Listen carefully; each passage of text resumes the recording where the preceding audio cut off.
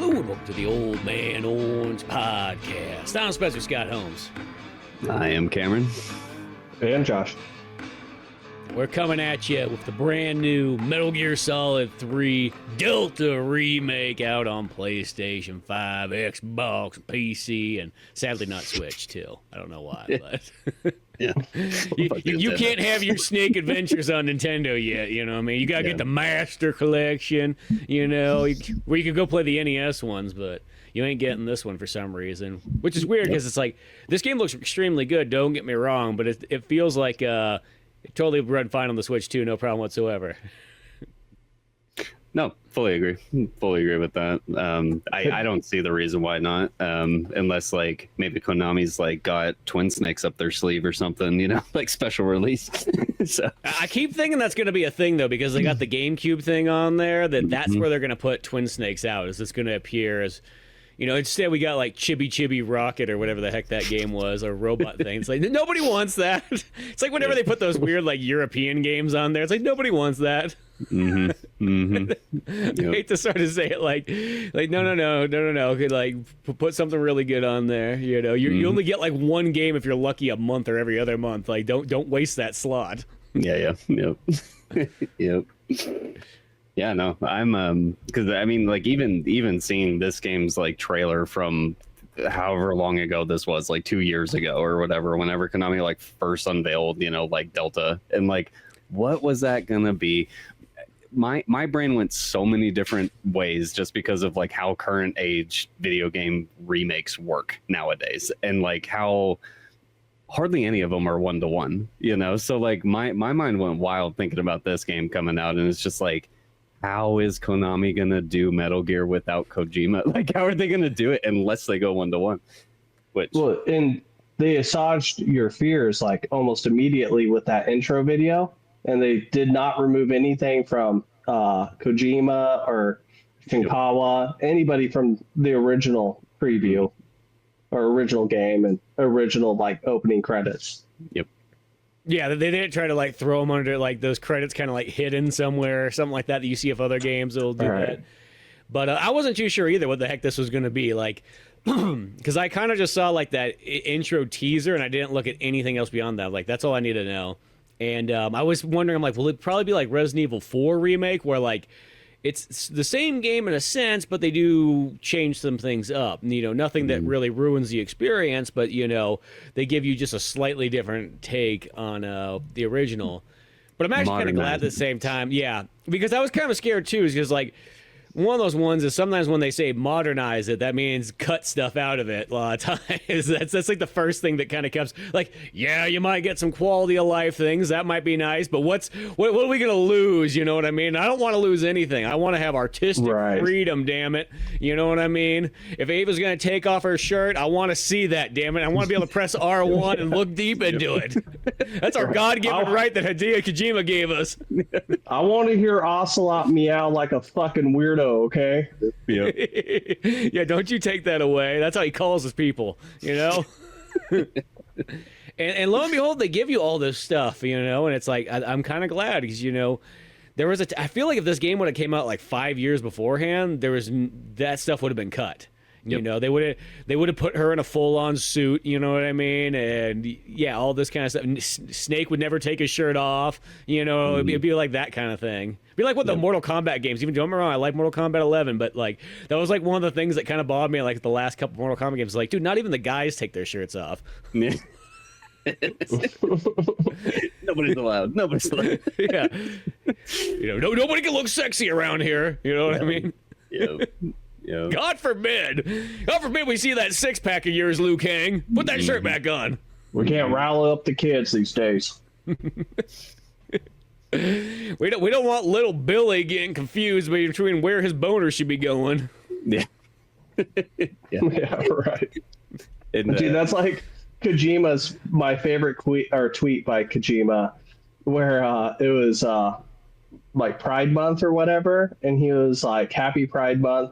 I've always thought of you. LGBTQ has always been like a big part of my games." And then someone like tweeted to him like, "What the fuck are you talking about? You don't have like any gay characters." And he goes, "Yeah, I do. You, the player." Hell yeah. It's funny he says that because then you got Volgan in this game right here, you know. Oh yeah, true. Yeah, but he's more like Dennis Hopper in like Blue Velvet, where he's like, I fuck anything that moves. Yep. Right. He does have that complex for sure. God, That's seriously like one of the most iconic parts of the game too, is the nut grab. Because I remember seeing that for the first time, just being like, "What the fuck?" Yeah. 2004, that was very shocking. You just were not expecting that. Yep. And he knows it's not him just by like one touch. Yeah, he goes to grab again when Snake steps back. Yeah. To make sure. You know, that kind of stuff. You're not my little twink boyfriend. Yeah, what'd you do to him? Yeah, I like how he gets so defensive too. He's like, don't you dare touch his perfectly, groomed skin. Yeah. Yeah. No, I think like so much of this title, from its like initial, like you are flying in on the plane, you jump out, you do the dive in sequence, like you're in, like and especially like the like coming in like first person or whatever, and like having like being able to pull R1 and being in first person coming into the jungle and all that, seeing that all remade in Unreal, and like the way that they did all their new shadows and lightings, and like there's so much good about this game. I do have one comment though about character models themselves. There's, I kind of wish that they would have stuck with a stylized version, kind of the way that the original game was, as compared to like going like this more hyper realism style. Snake looks funky to me in this game. Like, sincerely looks funky to me. It's one of those ones they needed more of the anime look. That's like my biggest complaint to actually a lot of these remake games. Doesn't matter which one it is, but like it's literally like Silent Hill 2, Resident Evil ones, and all that stuff. It's like they've lost that anime look, and it sounds weird, but it makes it feel kind of uncanny when you look at the characters when they don't have that. Yeah. Well, my Snake looked awesome because he was always wearing a tuxedo. So he looked fucking cool. That was like when I fought the boss. I was like, I need something white. I'm like, oh, I got this white tuxedo. I'm just going to wear this. So you can't do that. You can't fight the boss in the tuxedo because you can't use CQC. Oh, well, that's okay because I was sniping her, so. Yeah, I mean, I did that too, but I was like, man, do I fucking suck? And then I finally beat her because I was like, well, I can't get more deaths like fighting the boss. Like, I've already died the most retarded way so far in this game. I need to kill this bitch. And then I looked it up because I was like, why is it so hard? And then that was the mistake. You can't CQC with the tuxedo, which I didn't CQ. I didn't slit one throat my whole playthrough because I was like Cameron, where I wanted to, play the game the way the game was meant to be played.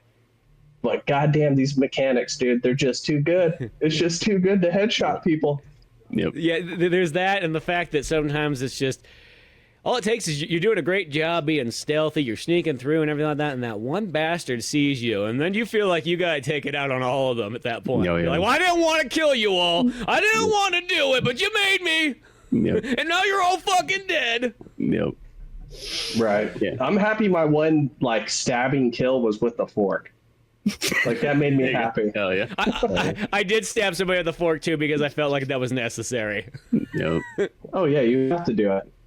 Though I will say it's not nearly as satisfying as it was on the PS2 with the pressure sensitive buttons, because that's what made the stabbing so good. It's because you just squeeze down that circle. You're like, yeah, you fucking take it, bitch. Right. Right. They've never been like Metal Gear's never been the same past PS2 just for that one reason alone of just being able to like really lay in that knife to them, like they're gonna feel it. Yeah. Speaking of differences that upset me, sorry, you go for it. No, I was gonna mention about some of these differences, so you go right on ahead. Okay, the sorrow, like that upset me. I was not turning them into like more ghost-like instead of like. I remember I had a playthrough where I just like I was obsessed with slitting throats. So I slit like everybody's neck, and like you would have the dude spraying blood walking down the water, and I was like, dude, I spent a lot of time headshotting and shooting people in the dick. I want to be rewarded for this. Yeah, I was noticing that too because I was like, I don't remember them being so like hard to see in a sense. It sounds weird. It's like I thought we have better graphics here, and like for some reason I'm having a harder time seeing my kills. You know.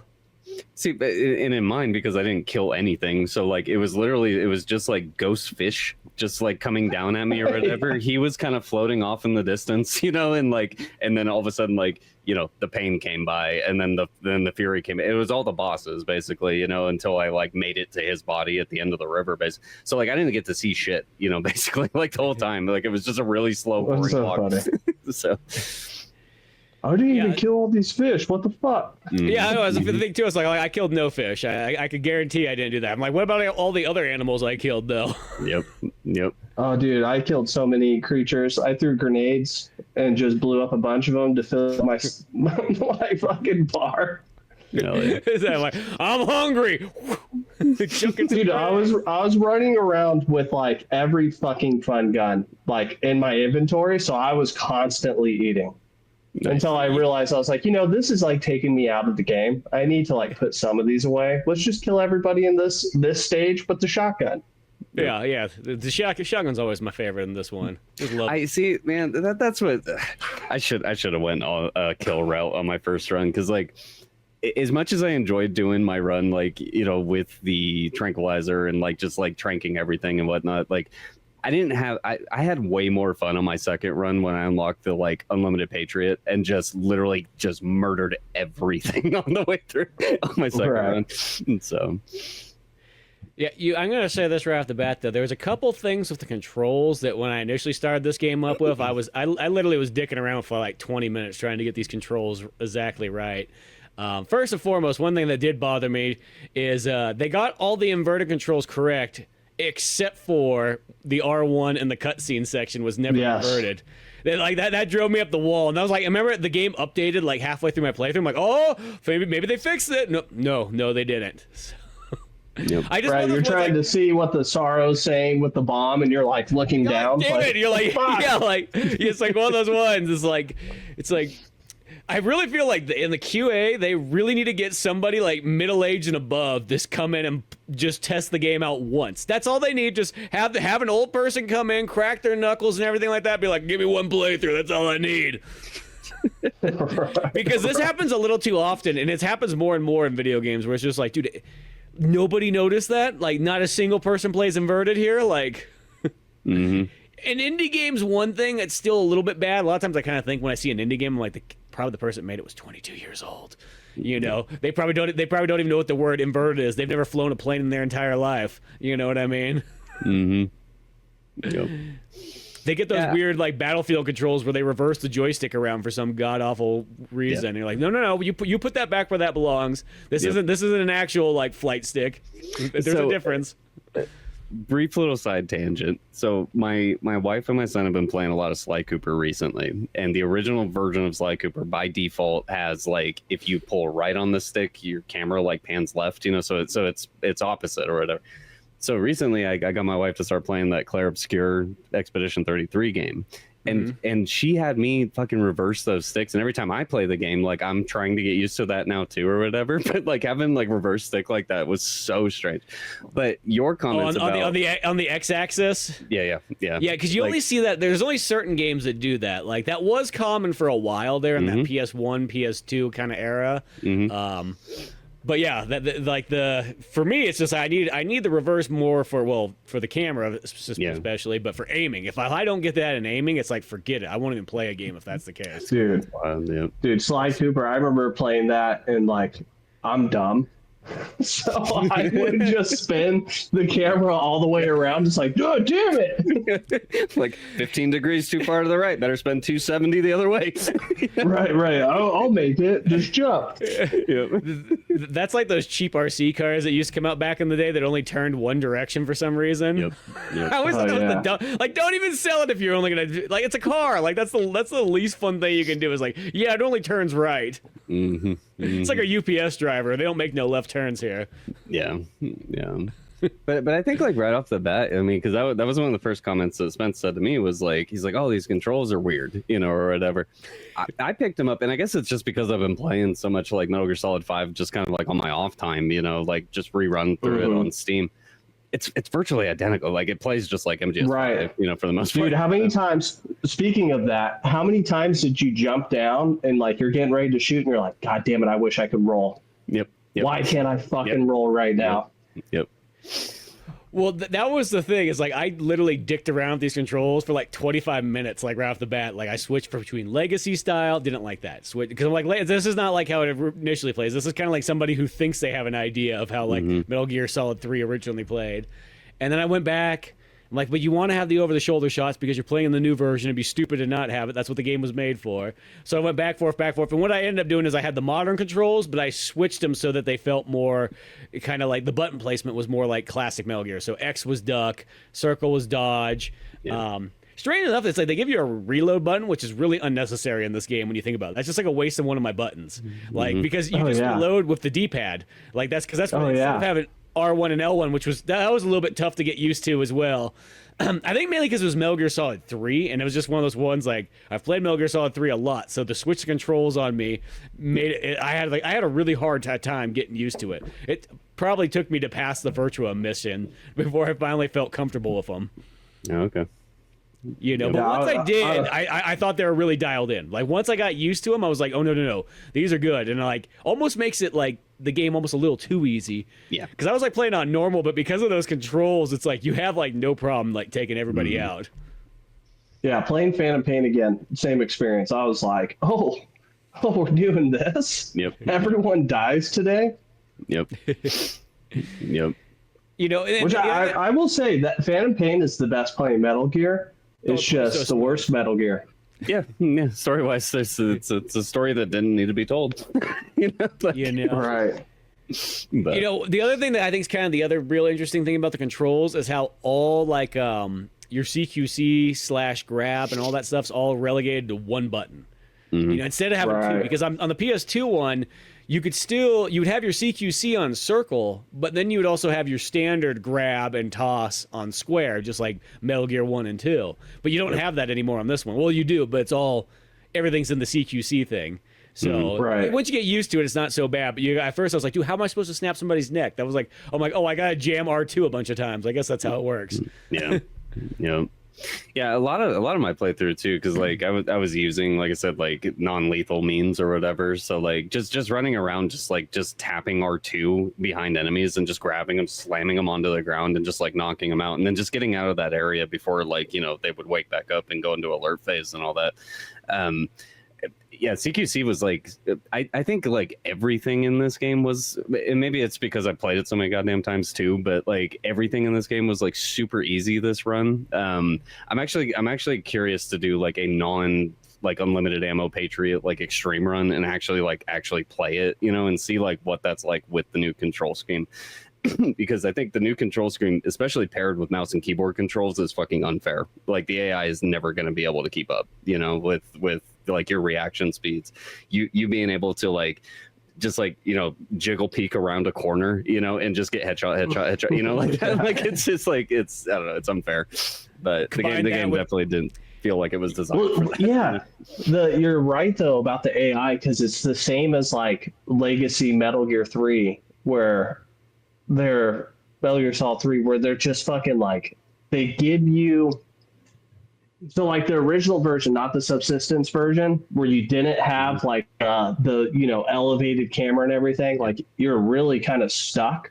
Yep. You had a moment to react to guards. You had like that time to be able to engage them, and I felt like you had the same amount of time on this, to where like you could use the Dragnov and just fucking wipe everybody out in a level. Yep. And then pick one poor bastard to go like, alert him that you're there so his buddies could come out and you can murder all of them as well. Yeah. And then kill him with the shotgun, which is what I did most of the time. Grozny Grad was a ghost town. I killed everything. Yeah, everybody's dead there. Yeah. But I mean, like the shield guys would come up. I would like easily just pop them in the leg. They'd be like, oh no. Yep. And then you're dead. Yeah, well, that's the thing is I think because of that aiming system, it pretty much like makes that stuff a lot easier to take on and so on. And one thing I did learn though is I've never played this version before, but apparently this third-person over-the-shoulder aiming system actually came from the Metal Gear Solid 3 3DS version. Apparently, is that where they introduced that in there. I was like, oh, I didn't know that, but I saw that on there. I was like, oh. Which I've always been curious about getting crazy. that one. I never have, but like, yeah. So apparently that one had that in there initially, you know. Which that one probably had motion controls too, which probably makes the aiming just like you just move your DS just ever so slightly, and you can just get like headshots. There you go. So you could really get yelled at in class. Yeah. What the fuck are you doing? Yeah, what are you doing pulling up out of the backpack? Yeah. Fucking. That's like one of my favorite times in gaming is the 3DS, dude. Oh, so good. Yeah. I never had it. The last of the true handhelds. Dude, it was so good. Like, best Fire Emblem games were on 3DS, for sure. Yeah. Yeah, there was Castlevania as well, with the drawing shit. Oh, you're thinking of the regular DS ones for those Castlevanias.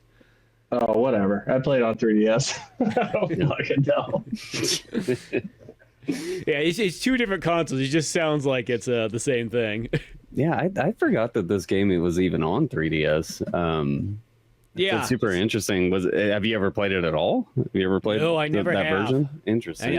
As I said, I just read that on there that they had the over-the-shoulder camera stuff was in that one, and I know that game actually has some extra codec stuff in there too. Mm-hmm. So there is some bells and whistles that aren't in the other versions of Metal Gear. But yeah, I tried looking it up. It's like $80 used nowadays. Jesus Christ, Sounds That's about right. crazy. That's ridiculous. Yeah, I have a horrible confession to make with Metal Gear Solid 3. I think the codex parts are like the lowest part in the Metal Gear series, besides 5. But everything about 5 is kind of shitty except for the gameplay. Yeah. Well, you know what's kind of weird? I was thinking about this in Metal Gear Solid 3. There's almost other than like the beginning, you barely use the codec throughout this game unless you want to. Like you have to call them.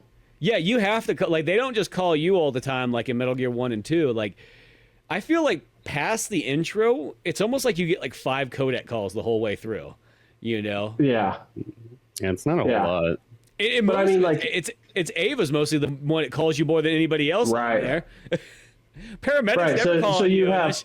She's gonna tell you about the movie she's seen that like she doesn't realize after about the 15th movie she's talked about. You're like yeah, I don't watch fucking movies. I'm Snake. Yeah. Yeah, I was gonna say that. Like, you could sum up all the Codex personalities. Ava hardly ever answers unless she's got to call you.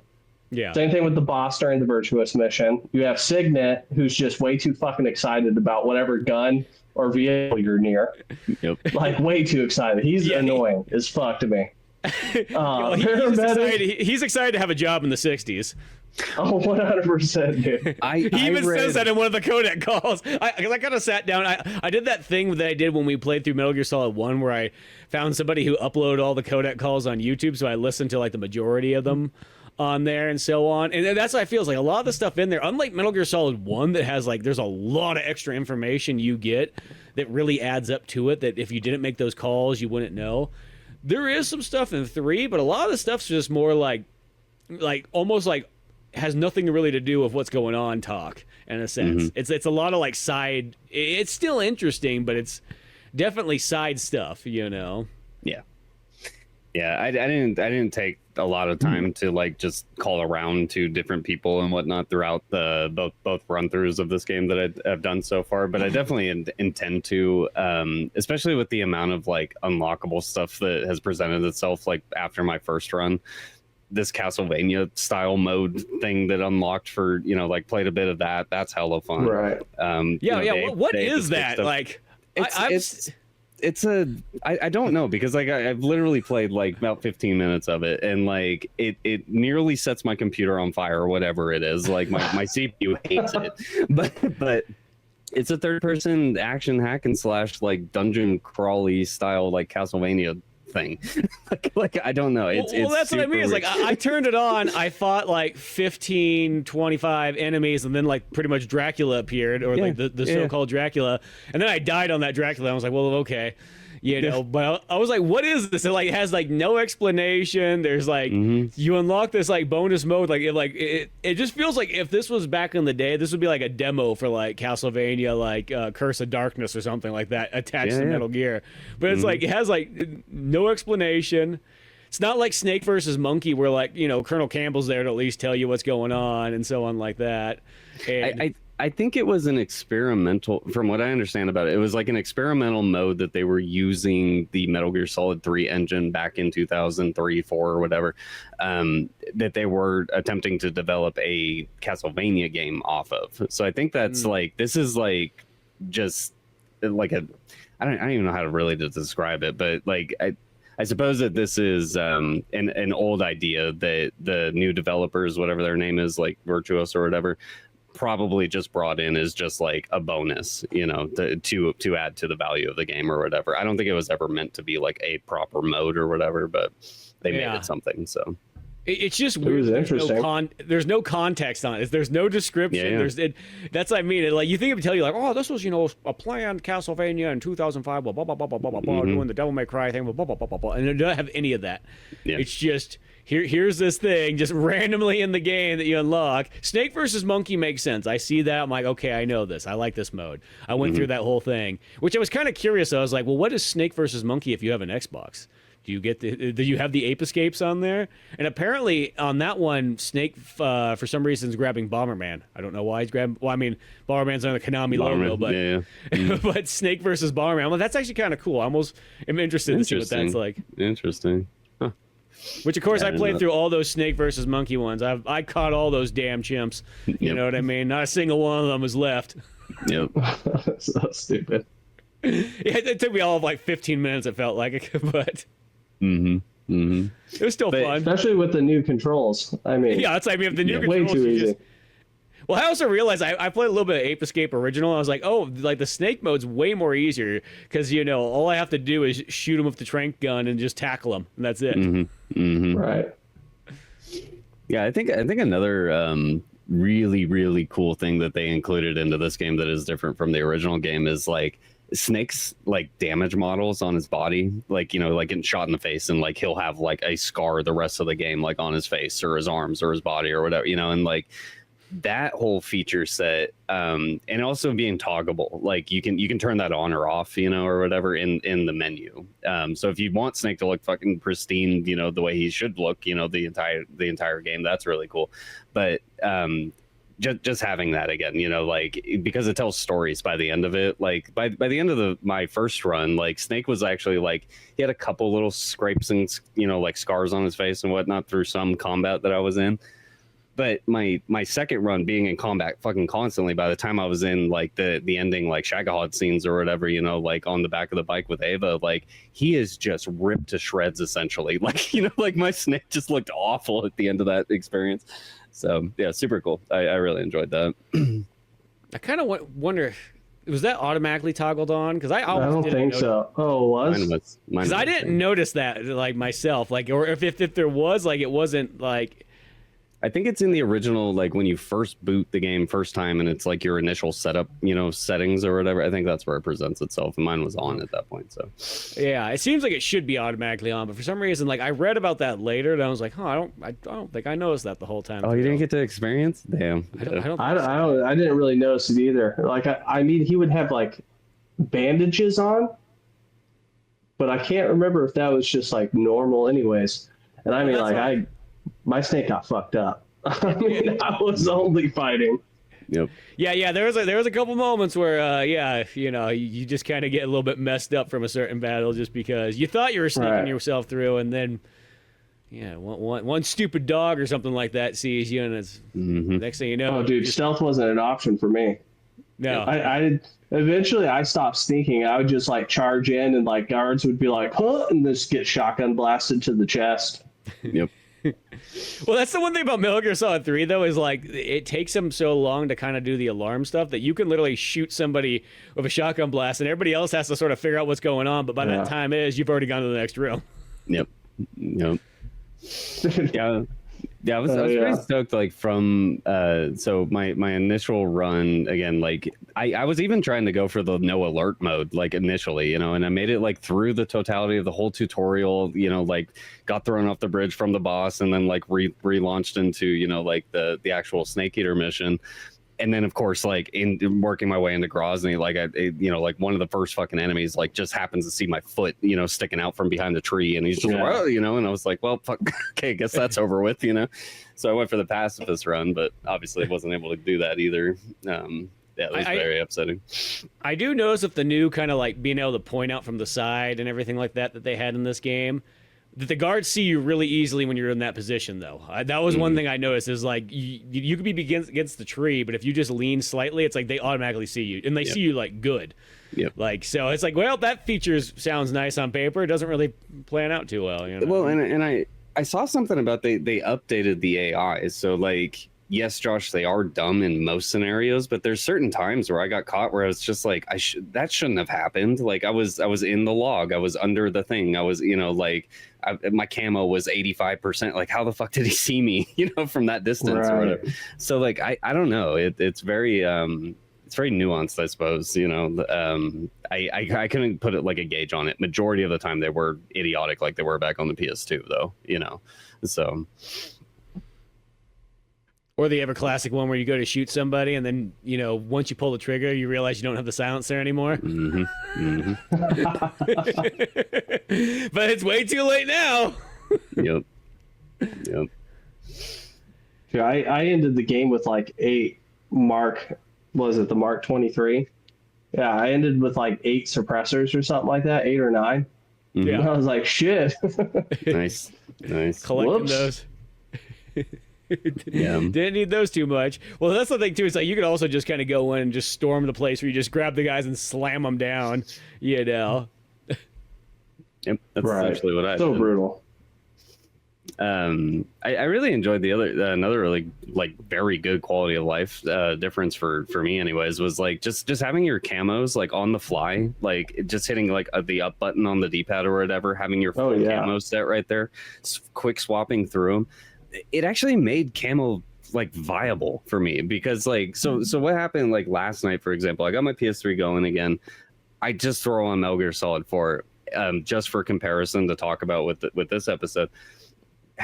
Being able to change camos on the fly in this version of Metal Gear Solid 3 reminds me so much of Metal Gear Solid 4 of just being able to like just sit up against an object and, you know, Octacamo just changes, you know, like that quick. It makes camos viable. You know, whereas like in the original game, it's like you got to hit start, you got to go into a menu, you got to go into a sub menu, and then you got to select your shit, you know, like run through everything, get out of that menu, and then keep, you know, to move 10 feet just to do it again, you know, when you change, like, you know. So anyways, I really 100%, and it even saved like face camo options, so you could have like the ultimate setup for multiple scenarios, which I didn't use at all. Yeah.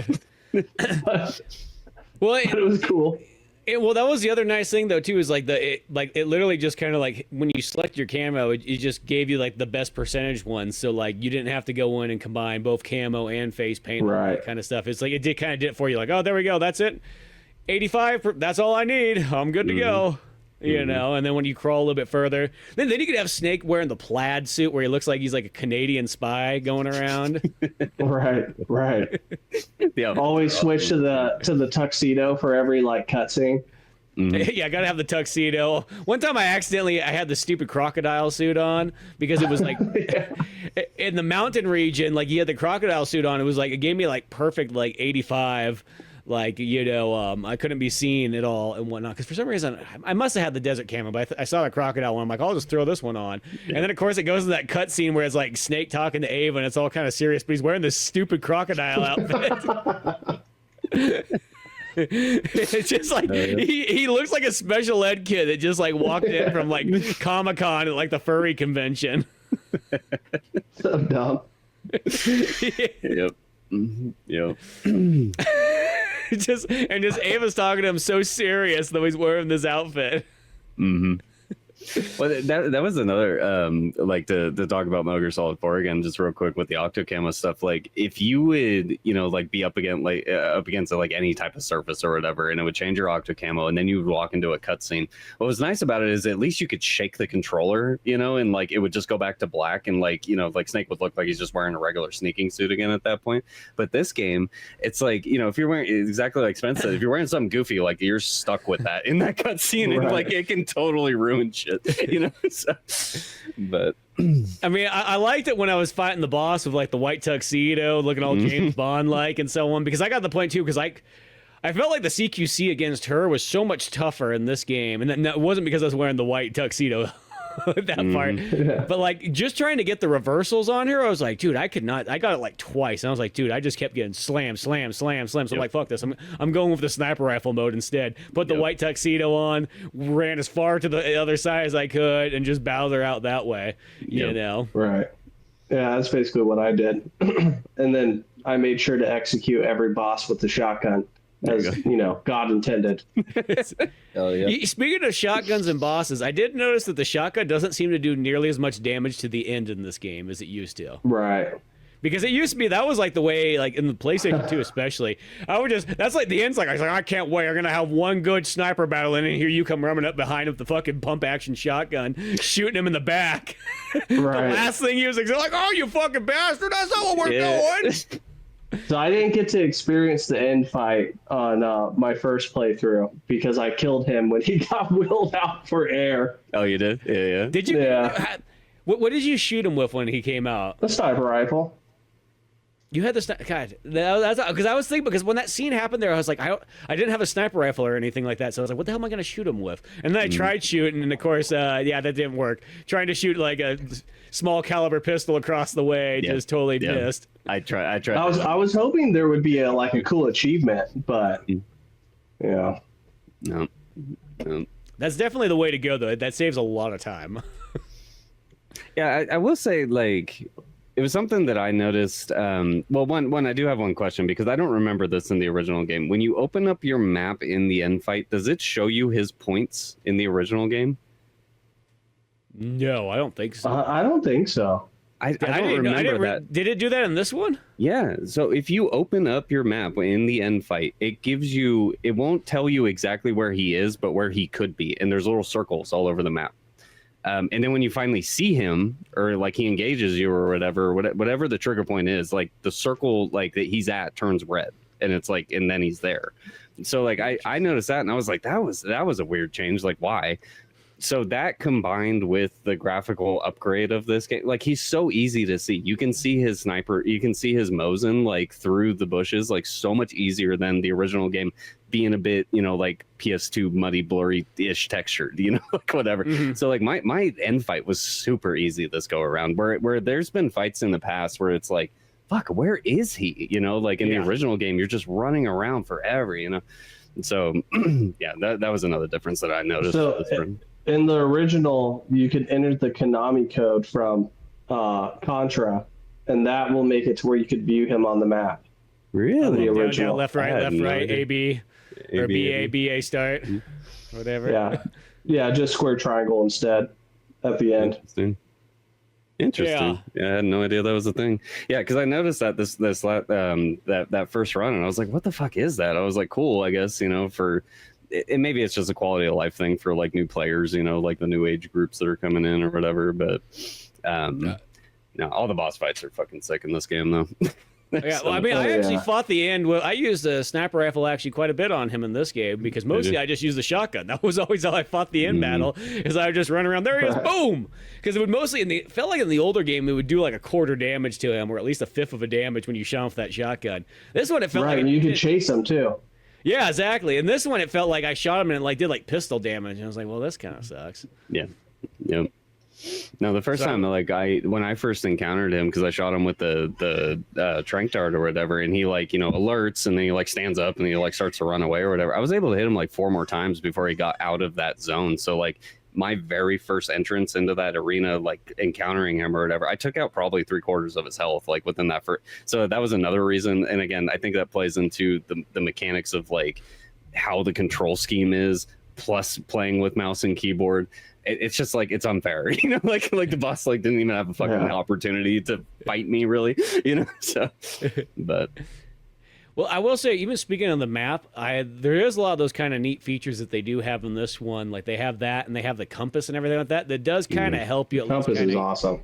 Yeah, I thought that was great. It's just a little bit of extra to help guide you, so you don't just get too turned around, you know. And other than the fact that one time the compass was slightly off, but other than that, though, it made me go one direction. Then I was like, wait a second. I ran back, and then it's like, well, the stupid pointer keeps going to like the opposite way, you know. And then it's like, oh, I see what happened here. But yeah, beyond that, well, it could also make you miss weapons, because like you find so much shit in the game just by like going through random spots. Yeah, because you want to explore all those buildings and so on like that, so you can grab all the different guns.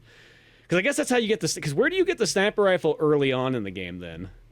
I didn't get the sniper rifle to the end battle. That was where I found it. I believe it's when you're going to where the end is at. There's like 2 pathways, and like I think it's to the right.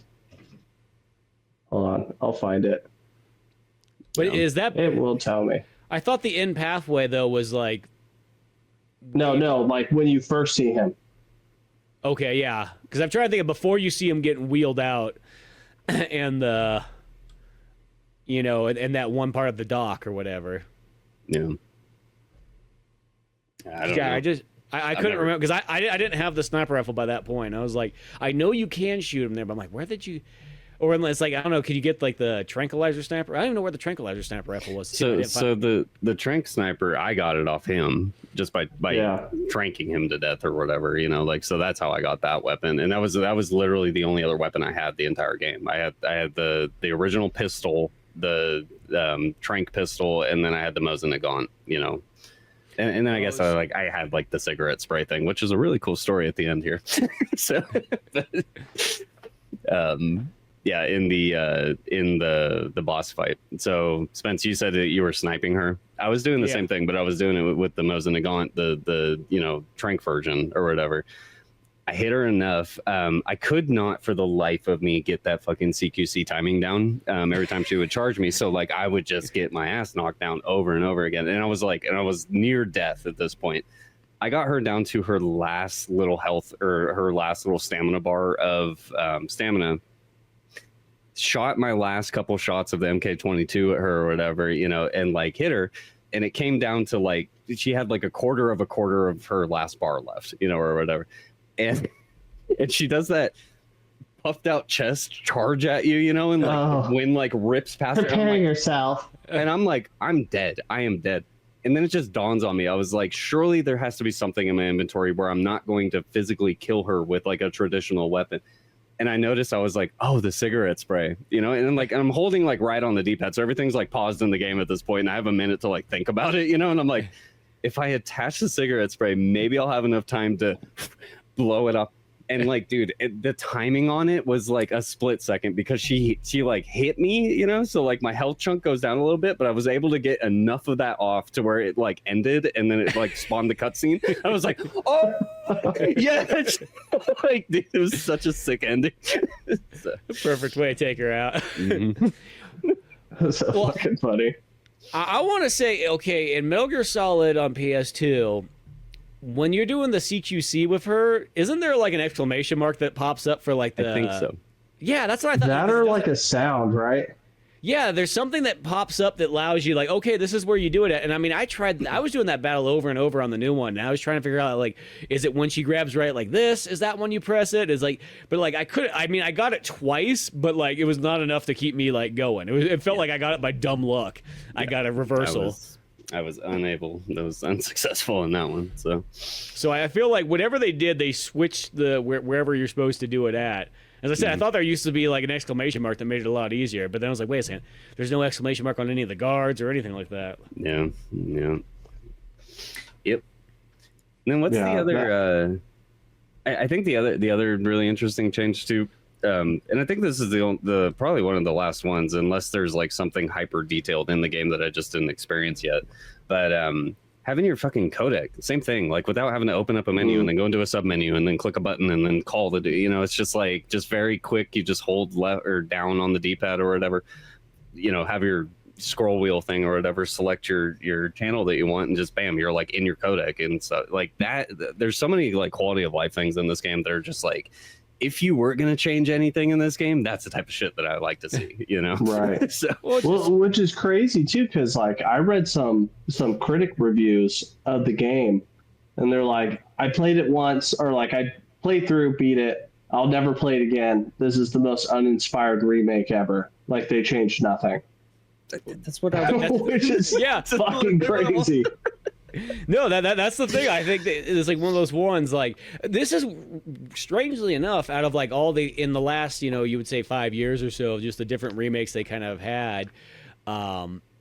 This is the one where you almost go like, if someone said this is the only version they play, I would be like, I can see what they mean, because sometimes people told me that like when the Mario RPG remake came out or something like that, I'm like, well, I don't know. I mean, like I liked it. Don't get me wrong. I think it's really cool. I don't know if it's a superior version. And that was the same way I even felt about Resident Evil 4. I thought Resident Evil 4 remake, it's really good. I think it's like a good alternative version, but it wouldn't really take away from me going back to like the Wii version or even the MetaQuest version. You know what I mean? So this is one of those ones where it's like you could kind of go like, you almost could play this one, and it's not like you're not really losing anything. You know what I mean? I'm not saying that I wouldn't go back from time to time. I'm curious about that 3DS version now. Yeah. You know, but for the most part, it's like, yeah, this one's just so dialed in. It gives you like all the Metal Gear Solid 3 you want. Doesn't take away from anything there. You know, it's not like in a sense, this is the best example to compare it to.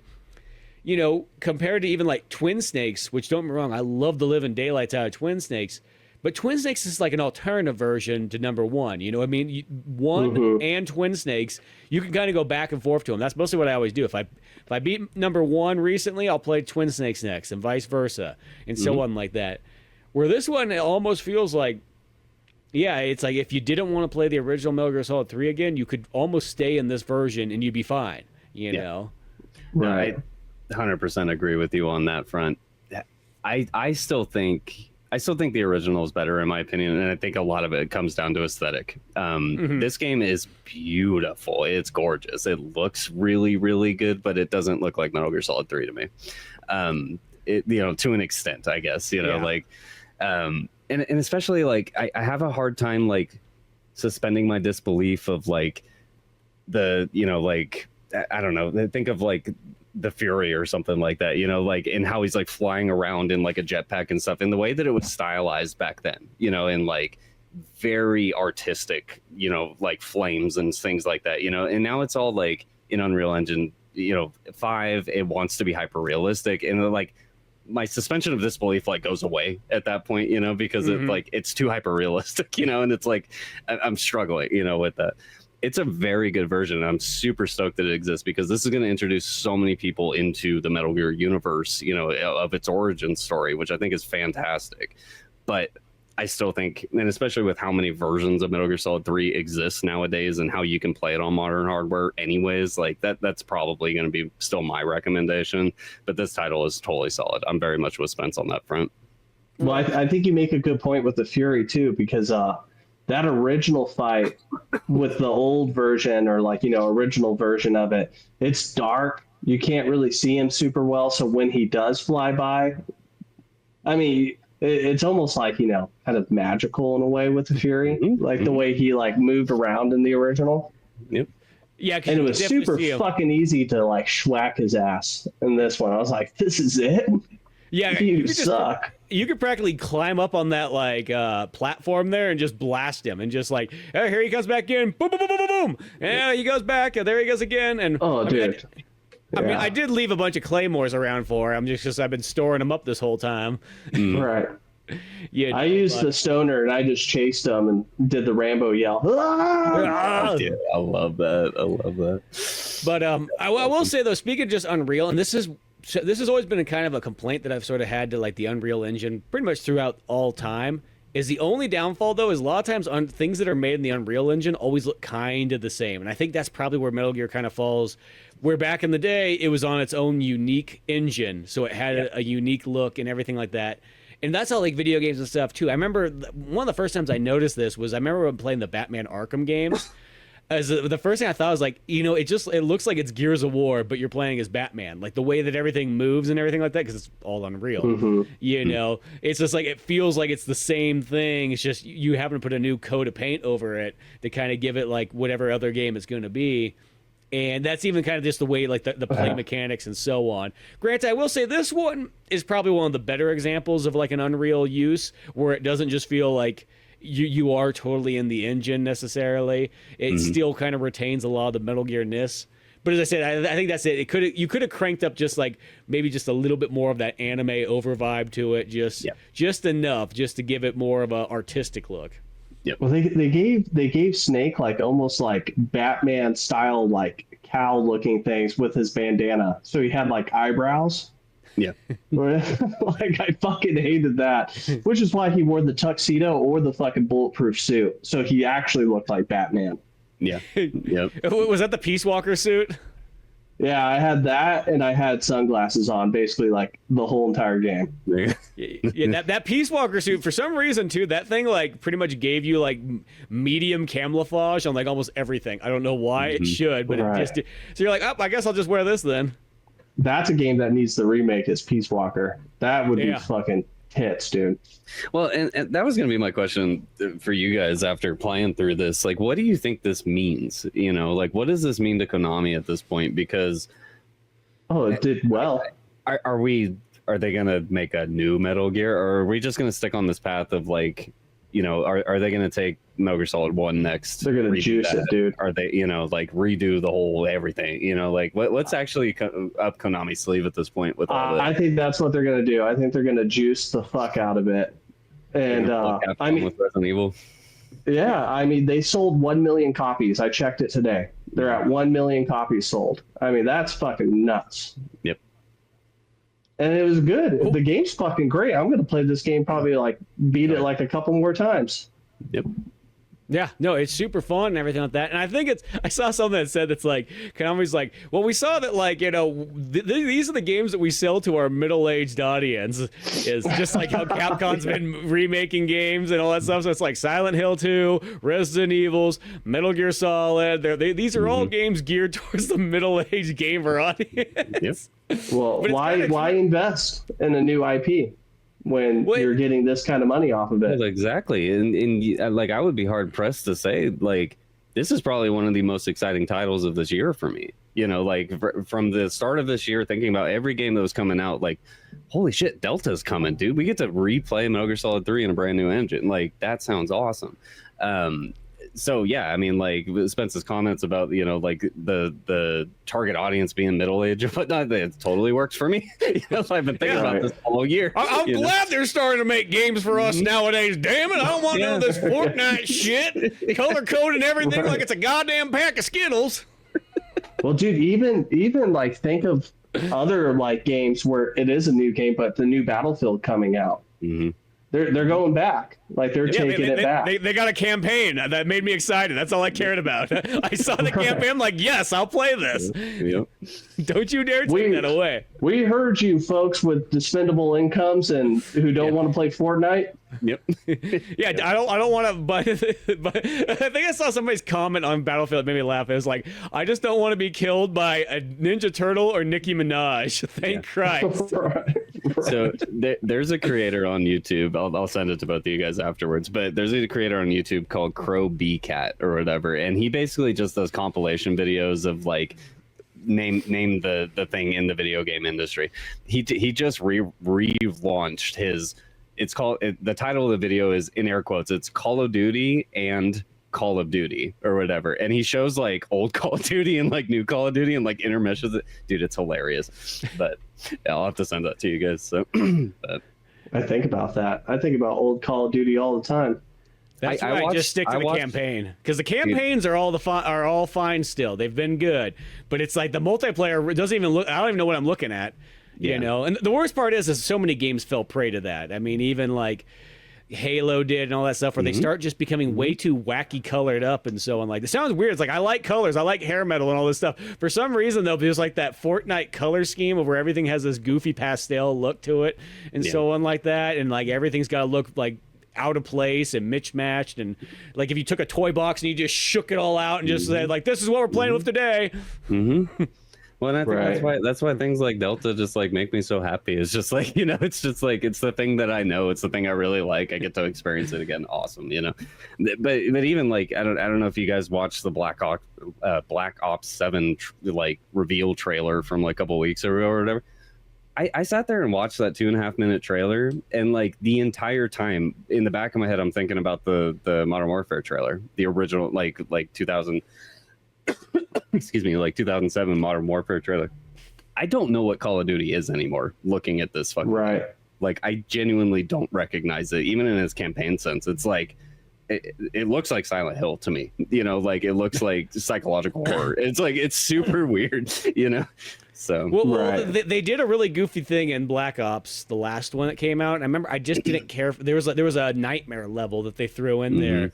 So you're battling you pretty much were like fighting all these monsters and stuff and so on. And I remember like when I saw that, I was like, it's not bad, but it kind of took me out of the Call of Duty feel. Like, you know, it's, you know, if you want to have a bonus mode or whatever, where like me and JFK are fucking fighting off zombies, that's cool. I like that. That's fun. But don't make that in the campaign. I feel like that's weird there.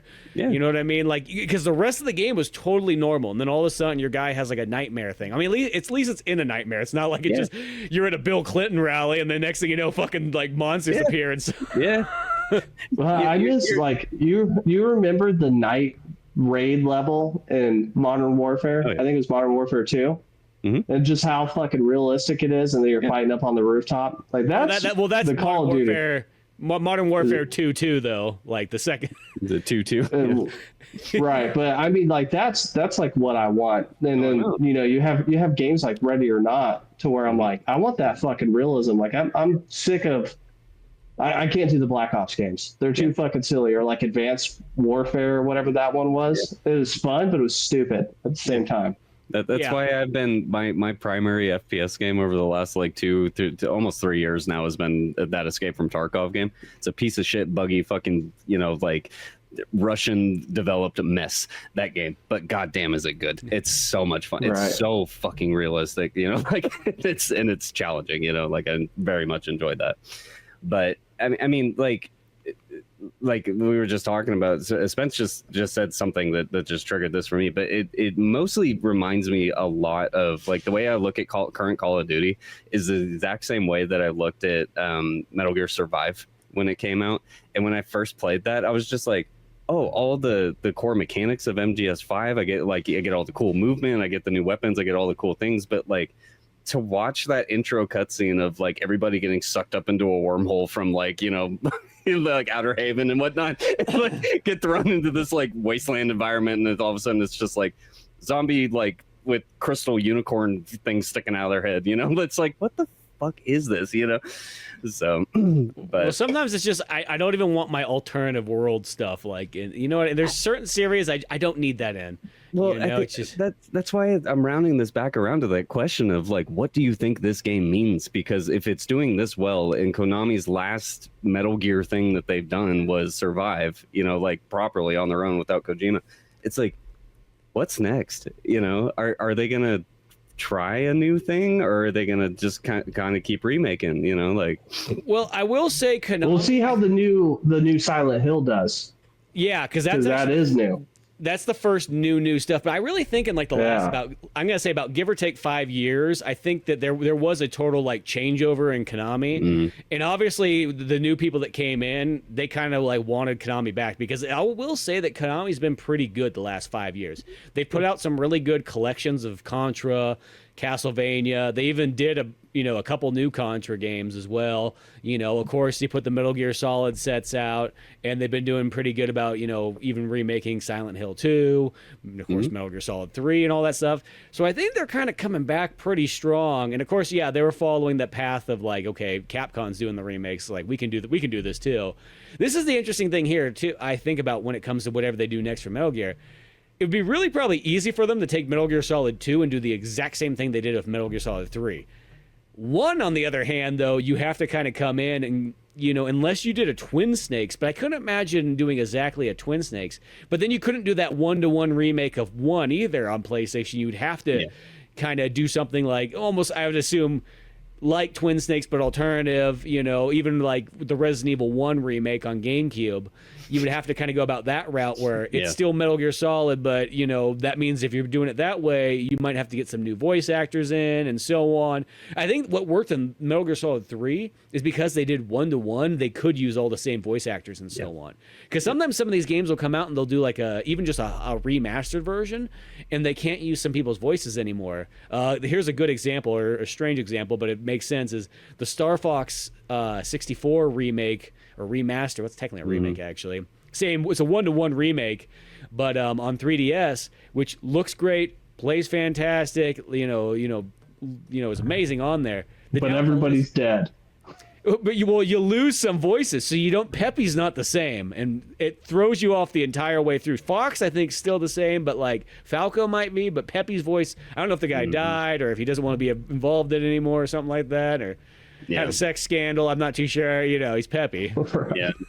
So I did see in YouTube Shorts that David Hayter did record a handful of new lines for this game. I don't know what they are or where they come into play or whatever, but apparently there is like new content like in this game, and it probably is centered around codec calls if I were to guess.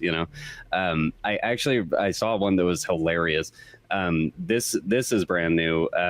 So apparently if you call Sigint, if you're naked in the game, or quote unquote naked, like in your menu or whatever, like he starts complaining to you, and he's just like, why are you not wearing your sneaking suit, or why are you not wearing your like your camo and blah blah blah. You're like, why you got no clothes on? Yeah, exactly. Like basically like that. And then Snake says something to the effect of like, well, I wish I could get rid of my pants too, and that's supposed to be a new line or something like that I was seeing on YouTube Shorts. Like it's supposed to be a pretty funny interaction between you and Sigint, so I need to check into that. What happens if you put on blackface and you call Sigint? I don't know. I did the naked camo call with Sigint, but it was on accident. I was naked running around killing scientists, and I was trying to call somebody else. Okay. Okay. Yeah. Apparently that dialogue is brand new. It's supposed to be fucking hilarious. So. Well, I do think that's one of the weird things in Metal Gear Solid 3. Okay, we have old school 60s technology, but for some reason, when you make a codec call on this radio device that's on you here and something like that, everybody knows exactly what you're wearing, what you look like, which it's like what? How do they see me? Like, right? I thought this was straight old school radio. Mm-hmm. Oh, that was something else. I like the redesign animations of like, I mean, they're essentially the same thing as they were in the original, but like Snake eating the fish or Snake eating the thing or like fixing the ant, like the arm and whatnot. Those animations, I wish they were more frequent. Like I almost wish like they would play every time. You could just skip them, like otherwise, because like there's so many different injury types that I think are like really neat in that. The other comment that I have about the medical system, and I don't know if this is intentional or if this is a bug, but in the original game, you used to be able to like select a item. So like your disinfectant or whatever, apply to all. So if you were like badly damaged across, like multiple limbs or whatever, like you used to be able to apply to all, and it would take that disinfectant and place it onto all those. And then you could switch to like your bandage and then apply to all or whatever. In this game, it's like we're having to constantly like reset to where I have to go disinfectant, bandage, suture kit, and like whatever, like to fix the item or whatever, and then reset to the next part of my body, redo that whole process all over again. Like, why is that a thing? I was confused about that. So, I don't think I remember that in the original version. I always remember doing that where I did the same thing 15 times over before I was all cured. No, in Subsistence, they added it to where you can multi-select. Oh, interesting. So, been doing a lot of work my whole life, I guess. On yeah. But yeah, so I mean, like I said, there's a handful. Dig your knife into every wound, Snake. What's the weird one? Sometimes though, is like sometimes you gotta dig the knife to get the bullet out, but sometimes if you go backwards on it and you do the knife like last, it's like he just bandages it up and go, I guess the bullet's staying in there. Right. Right. Yep. It makes sense, dude. It makes sense. You got to get the bullet out. You left it in. It just left it in there. So yeah, but But yeah, no, overall though, it's like I think everything about this game has been pretty darn dialed in. It gives you the exact same experience without, diluting anything. So it makes for, I think, a great jump on point if someone did, of course, want to get in the Metal Gear. Here it is right here. There's always going to be those people that complain because the game's not remade. I remember that people used to bitch about that too whenever there'd be like a remaster of a game. It's like, it's a remaster. Like, what were you expecting it to be? It's just going to look, it's going to go at a higher resolution and maybe a higher frame rate. That's what a remaster is. Yeah, I wouldn't be surprised if the one that they work over next would be 4. Because that would be the easiest low-hanging fruit. So I watched a very heavy analysis video about that in particular. This guy goes into extreme detail of why Metal Gear Solid 4 will never come out on a new console or will always be locked to the PlayStation 3 outside of emulation. Oh no, that makes me sad. Yeah, it made me really sad too because it's like an hour and a half long video, and the entire time I'm like, please. But a lot of it you would think would be because of the cell architecture of the PlayStation 3, which is a huge part of it. That is such a complex system to navigate and port over. It's why out of most PS3 games, Metal Gear Solid 4 is like one of the ones that works the worst in terms of emulation because even the emulating guys like still haven't been able to figure it out yet. I think nowadays they've gotten it up to 4K 60, which is great, through emulation. But the other side of it is you have to think about all the licensed content that exists in Metal Gear Solid 4. The amount of things that they would have to gut out and change. The iPod alone, like just having that branding in there. Shit. Every single scene that you see Otacon sitting there, he's on an Apple laptop. He's on, like there's branding everywhere in that game, let alone Sony having the rights to it specifically. So how is Konami ever going to reacquire those rights, redistribute out to Xbox and Steam and GOG and like all these different platforms? The amount of effort that Konami would have to put in to re-release Metal Gear Solid 4 is astronomically high for what benefit? That's really the question is like, what is their proper benefit outside of appeasing their fans and like maybe making a profit off of it, So going back to our original episode when we were talking on Metal Gear Solid 1 and we were commenting about what Master Collection 2 is going to be. After watching that video, I was like, I still have hope. Like, I pray to God, like, I hope they do it anyways. Like, I really, really hope that happens. But now I'm kind of thinking that's likely going to be my original thought. It's probably going to be Metal Gear Solid 5. It's probably going to be Peace Walker. It's probably going to be Portable Ops. And then maybe a couple like bonus, like we were talking about, like Acid 2 or something, But after watching that video, I was just like, oh. But I mean, luckily I still have the same thing. So I will say though that like that stuff of taking out like the product placement and so on like that probably wouldn't be the hardest thing to do. They've done it before in other video games, but they pulled the product placement out of, and sometimes it might seem a little bit like uncanny or you're just slapping a patch over something. But I think that wouldn't. But be Sony owning it, that's the hard part because they're not like Xbox where they're willing to cuck out their development team. Yeah, well, because Sony still. Sony wouldn't even allow Xbox to have the monkeys. Yeah. Metal Gear Solid 3. They're like, hell no, they're not getting the monkeys. Like, but Microsoft just gave you Gears of War. They're like, doesn't matter. Yeah.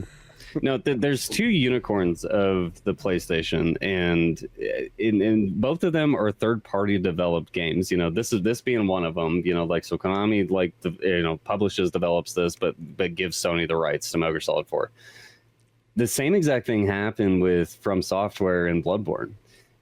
Everybody, like it's almost like to the point of like being like the Half-Life 3 of PlayStation, essentially. Like Bloodborne receiving a remake or a 60 frames, update or something. It's the same exact thing with Metal Gear Solid 4, where if you start to do some research into Reddit and whatnot about those two titles, you'll see just the millions and millions of threads long, like comments and forums of like people want this so fucking bad, and like why Sony isn't doing it blows my mind. That's like that's free money. That's free fucking money. Just re-release Metal Gear Solid 4. You don't have to do anything. Just update the frame rate. Just make it lock 720p at 60 frames. Like everybody will be stoked. Bloodborne, literally, that game is a 720p 30 frame lock game on the PS4. Make it 1080p 60. Everybody will be stoked. and you just win. You could relaunch those games at $50-$60 and people will fucking pay it. I don't understand why Sony won't do it. I genuinely don't understand. So well, Sony makes some goofy decisions. It's one of those ones. I will say Sony landlocks a lot of their stuff for unknown reasons. Yeah. You know that I've questioned many times over. Right. It's the one that I was thinking about. It's like they're streaming for their games. It's like, why is that not like?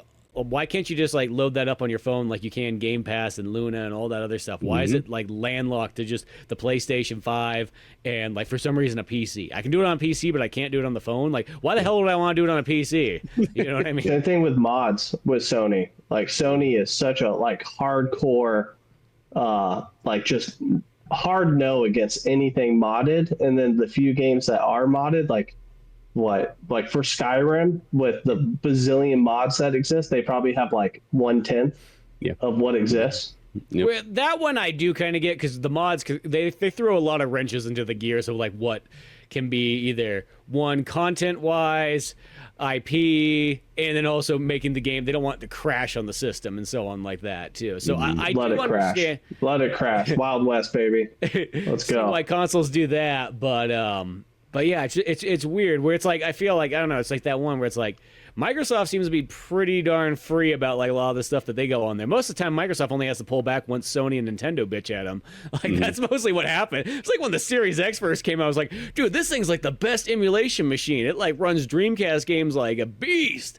And of course, that lasted for about a glorious 6 months, and then PlayStation and Nintendo were bitching because people were playing Nintendo and PlayStation games on their Xbox. Yeah. Right. Granted, I kind of get it, but at the same time, I was like, damn it, this was kind of nice. Microsoft just kind of let that kind of go under the rug, and it was all good. And Was Delta on Game Pass? no, I had to buy it. I ended up buying it on PlayStation. Just because I felt like, I feel like it'll feel right on PlayStation, So that was another one that kind of took me by surprise. Well, I guess like in retrospect, it really doesn't. But so it comes out on PlayStation on a Tuesday. It comes out on PC on a Friday.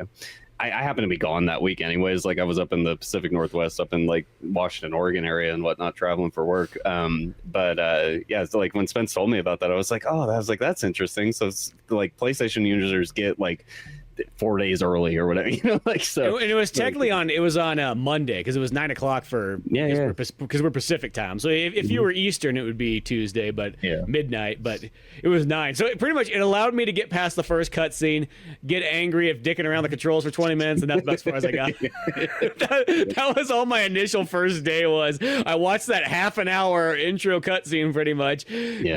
Went back and forth for 20 minutes trying to get the controls all dialed in and killed like 2 guys. And went, okay, I'll get back to this tomorrow. Yep. See, and it had been a minute since I've played Metal Gear Solid 3, like throughout, like for the whole game or whatever. I picked it up semi recently because of the Collection 1 or whatever, that recently came out, and I basically played up until basically when the boss throws you off the bridge right at the end of the tutorial, essentially. Put it down, didn't really play it again, but was playing on my Steam Deck or whatever. I fucking forgot, one, how much I remember about this game to begin with, but 2, like how fucking fast I flew through it, like how quick the experience was. It was like by the time I like finished with the pain, it was like, like the next boss and then the next boss and then the next boss. And like, I guess a lot of it was because I wasn't doing full exploration because I didn't care about weapons and items and, like things like that because I was just using my, my trank dart the whole time. The game's actually like relatively short, and I don't remember it being that short. Like when I was younger, so. Well, second run was about 3 hours. So. Well, I'm gonna say this because when Metal Gear Solid 3 first came out, there was 2 games right at the same time period that I felt like kind of changed like the length of what a normal game was. Because a normal length game used to only be about 10 hours, give or take, and a lot of times less. Like, what I mean? Like. For like your first run, because even like you think about Metal Gear Solid 1, 2, they're about 10 hours for about your first run, give or take. And I remember 3 and Resident Evil 4 were the first ones where it's like, oh, your first run's gonna be like 20 hours. Yeah. It's gonna be quite long. Like video games are getting there. And yeah, I did notice it like in by this point of how many times I played it over, even though I'm still watching all the cutscenes and everything like that, it still goes by really fast. I will say the only part though that I think kind of drags a little bit though is the ending because of how long it takes from Volgan to the very end. Like all the cutscenes too. Yeah, it's just all the cutscenes and all like the on-rail shooting and all that kind of stuff. It's not bad. I'll say it's, the first time you play it is exciting as all can be. I think it's because I've just played it so many times that you kind of get there and it's just like, I literally, it took me like 3 days to get through that part. Like I kind of picked it up, played it for like 45 minutes, an hour, and then I put it back down like, okay, I'll get back there again. You know, so fight Volgan, do the on-rails part, beat him, take a break. Fight the boss, you know, go through that part, you know, watch that when Ava, you have to get her to like, it felt like she was even harder to like move in this one. Like, come on. Right. I know you're wounded. Like, you know, the ending cutscenes though are so worth it. That's what cause I think I skipped through that last time I played through. So I was like, seen it, don't need to experience it again. But I was like, hey, you know, it's updated. Let's watch it. Yeah. I forgot how much it hits me in the feels every fucking time to where I'm like, well, this is why we have Big Boss. Like, why he became a fucking villain. Like, we suck.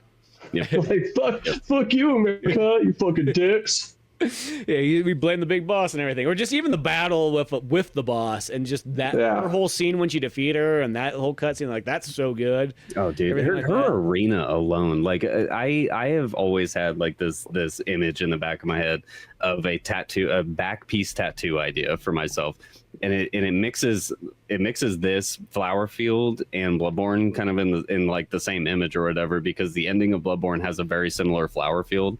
So I have this character Gurman and I have the boss basically like with the flower field on the back, both characters on either like basically each shoulder blade or whatever, with like this big like Erd tree right in the middle of it. And I fucking love the boss's lore, where she comes from, like her whole story and whatnot of like, she is the ultimate badass, you know, like, oh yeah.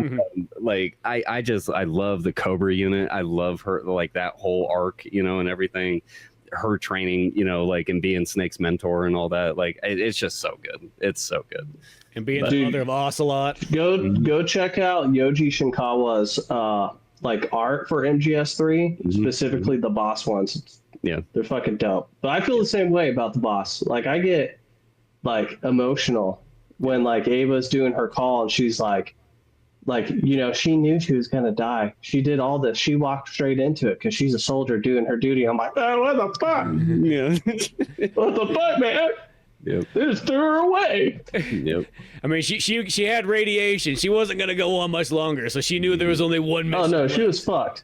Yeah, she was fucked. But just the fact that Snake finds out, you know, she was basically just cast away by her government. She's like, okay, yeah, I'll go down as a fucking traitor and absolute terrible human being. Like, I do my duty. Yeah, yeah, World War II. And she's the baddest motherfucker ever, dude. Like, seriously. The only reason why he beats her, like, let's be honest, is because she lets him. Oh yeah. Yeah. Oh yeah. There's no doubt. Wait, it was that because I was wearing the white tuxedo. Yeah. Yeah. She couldn't see me in the flowers. Yeah. No, I mean it is that, you know, because like, I mean, she shows earlier on in the game that she is the master of everything, you know, like, I mean, and especially in that fight, dude, like when she fucking grabs your weapons and she just like, you know, and just breaks them into pieces and all that, like, it's so sick. It actually, and dude, when she does it to Ocelot. Yeah, and he's just looking at her like, the fuck. So that's what was happening to me in that final fight. It's another reason why I had to use the cigarette spray. Not only did I run out of, you know, tranks or whatever, but she broke both my weapons. She took my Mosin, she fucking snapped it in half or whatever, and it busted into some pieces. And then she takes my fucking MK22, same thing. And I was just like, okay, well, fuck you then. So, you gotta have. Let's see you break this. Yeah. You gotta have your quick draw finger on like the right button or whatever on the D-pad, so you can unequip it. It's like, oh, just give me unequip. Yep. I have nothing, dude. I want to try that my next playthrough in the game when I actually try to be stealthy and not kill the Cobra unit. But instead of using the cigarette spray, I want to use the fucking chloroform fucking rag. Go to sleep, bitch. There you go. I wonder if you can kill her with it would have to be like super particular, but like I'd be curious if you can kill her with a live animal, like a snake or something, you know, like poison. Oh her, shit, right? Like for her final hit or something, you know. throw it at her right when she's charging you. That Cobra. Just fucking rat. Yeah, right. I did throw a snake on one of the guards. I was like, I hadn't done that in a long time. I captured one. I threw it on there. I was like, that was kind of cool. It got me alerted, of course. You're opening up so many things I'm thinking about now. Will she react to a book when you put down a nudie magazine? She has a codec commentary on it if you call her and you have it in your inventory. Oh, really? What did she say? She goes, Snake, did you really need to bring that along? And goes off on me like, oh, no, it's not for me. I thought I taught you better than that you didn't need that. Yeah. She says something like, I thought I taught you that you didn't need to have visual material to take care of yourself. Yeah, right. Oh my God. Imagination, John. Yep.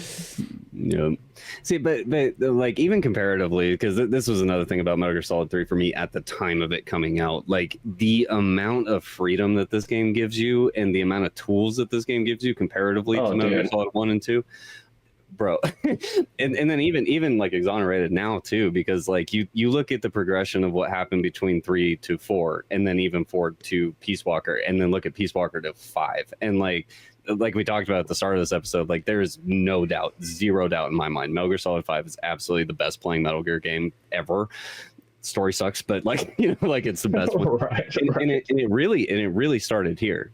Like, I mean, Metal Gear Solid 2 definitely had items. Metal Gear Solid 1 definitely had items and whatnot, and it just kind of tiered up from there. But the amount of things that you can do, the amount of things that you can theorize, like I said, it never dawned on me before I actually did it this run that you could use the cigarette spray against the boss at the end and win the fight. Right. And it's just like, and now in retrospect, it's like, oh, duh. I mean, yeah, why wouldn't it work? But like, the heat of the moment, she's charging at you going like, fuck, what's my options? Oh, shit, Yeah, it was a fucking cool feeling, and it made me feel like I was fucking 13 years old again, fighting the boss for the first time. It was sick, it was really good. So, well, I think that's the thing that makes this one really cool is the fact that, like, you could just run through this game with just your pistol and accomplish everything, but there's so many other ways you can go, and just all the goofy ways you can distract the guards. And even this one too, it's like it even gives you all kinds of stuff from like previous Metal Gears that you probably would never like. There's the cardboard box in it, but like it feels like weird to use the cardboard box in this game. Right. But you do have it if you do want it. You know what I mean? I just feel like there's just so much other stuff going on that the cardboard box is almost kind of like passe by this point. You're like, well, I got my camouflage. I'm gonna crawl around. I got bushes and so on like that. Yep. I can throw all these distracting tools, that will get the guards out of the way. Right. How much fun it was to like throw your empty magazines at the guards and like hit them with them. Yep. They go, what was that? Yep. What the fuck? Another interesting fun factoid. So Spence early on like sent me a screenshot, or he took a picture of a screen or whatever, and like because we were talking about, I was asking him, I was like, I hadn't played it at this point. Is this 1-to-1? Is it 1-to-1, or are they censoring? Are they doing some funky just tell me straight up? And like literally all he does is he like just takes a picture. I think you're near like the like the science station or whatever. But he just like takes a picture and there's like a girl on the wall, like one of the posters or whatever, and it's like high def and it's new, and I was like, what? I was like, that's fucking weird. So I start to look into it. She's in a like a swimsuit bikini and all that kind of stuff, just like how in like the old games and so on. Because I remember you asked me that, I'm like, all it is, I sent it to Josh too because I just took it over the shoulder. I thought first, I'm like, I'll just take it. First I was gonna zoom in. I'm like, no, I'll do it over the shoulder, like Snake's looking at it, and that will tell all. Is like, is this game censored? Like, you tell me. Nope. And what's really cool about it is that this developer went and found all those old models, like all those girls, from 2004 or whatever, contacted them, said, hey, I want to update you into the game or whatever, then took new, and that's all these imageries of what we're seeing in this game is like them reaching out to those old models or whatever and like getting new imagery of them and putting them into the new version of the game. So I was like, hell yeah, like that's badass. Cool, man. So yeah. They're like, am I gonna get paid this time? Yeah. Last time Hideo Kojima just scanned my feet. Yep. Yeah, one of those ones. But that's another one too. It's cool because it feels like that would be the first thing that would be cut out. Like in so many games, it's like, oh, take that out. You know what I mean? Like we can't have that. And it's like, no. Artistic freedom. I want that to be in there. I don't care what anybody thinks. Like that's part of it. That was part of the experience, you know. Just like the general guy, like he's got to be in a thong when you like take his outfit from him and so on like that because you know what he's into. Yep. So, question for both of you. He's already publicly come out and said no, he won't play it. But do you think Kojima will ever play this version? No, probably. So? He probably doesn't have to really. Yeah. I mean, sometimes I think he's saying that just to sound. I hate to sort of say it to sort of sound like "fuck you guys," kind of. I think he's bitter. Yeah, my favorite image of him of all time is him holding the Konami tears, you know, like little teacup thing after he left. Yeah. But, anyways. Yeah, I think that's completely soured for him, and like he's made comments before where he's like, "There is no more Metal Gear." Yeah. Yep. Like it's done. Like, why are you asking me that question? Let's talk about Death Stranding 2. Yeah. Yep. Well, that's probably what he's bummed out about. Is Death Stranding 2 comes out this year, and then it's followed up like 3 months later by this game, which is just going to overshadow it real fast. Yep. Oh, big time. Yep. Yeah. Still haven't played through that game yet. So. Well, you know what? If Konami's going to do, if he's going to, or Kojima's going to do anything to like do any of his remakes, he should remake some of those older ones like Snatcher and Police Knots and so on like that. Those are the games I feel that would kind of benefit from like, you know, coming back to. Well, I also don't think he has any interest in remakes or remasters, like just with the type of character because he's a fucking weird guy. Like he is like a video game like Leonardo da Vinci. You know what I mean? Like just let Kojima do whatever the fuck Kojima's gonna do. Yeah. He doesn't go backwards. It's just forward into a weird direction, and you enjoy it or you don't. Yeah, well, it's like one of those ones like you wouldn't see Tarantino doing a remake of his movie. You wouldn't see him like, you know what, I'm gonna do Reservoir Dogs 30 years later. Right. You know what I mean? So it's like I get it. I know why, you know, and it's that thing that like I think Kojima's like, dude, I used to make a lot of different games. Then I made Metal Gear Solid, and then I made Metal Gear and Metal Gear Solid specifically, and for some reason I haven't been able to like change it up too much. Maybe a little bit of Zone of Enders and so on, but I got kind of pigeonholed into this, you know. And I feel that's the same thing that happened to Loga. I think Shinji Mikami and everything like that. I think it's why he left Resident Evil. Is it's like you do them for a handful of games, and then it's like you want to do something else after a while, you know. So I think that's the thing. Is sometimes you just have to jump ship, and you know, it's you might feel like you have way less, and it might look like you sort of do. But and I think Kojima is like very successful with that too. Yes, Death Stranding is probably one of the weirdest fucking video games I've ever played. It to me, it's very much it's like Kojima Unchained. You know, it's just like he had no bars held against him. Sony's just like, have our money.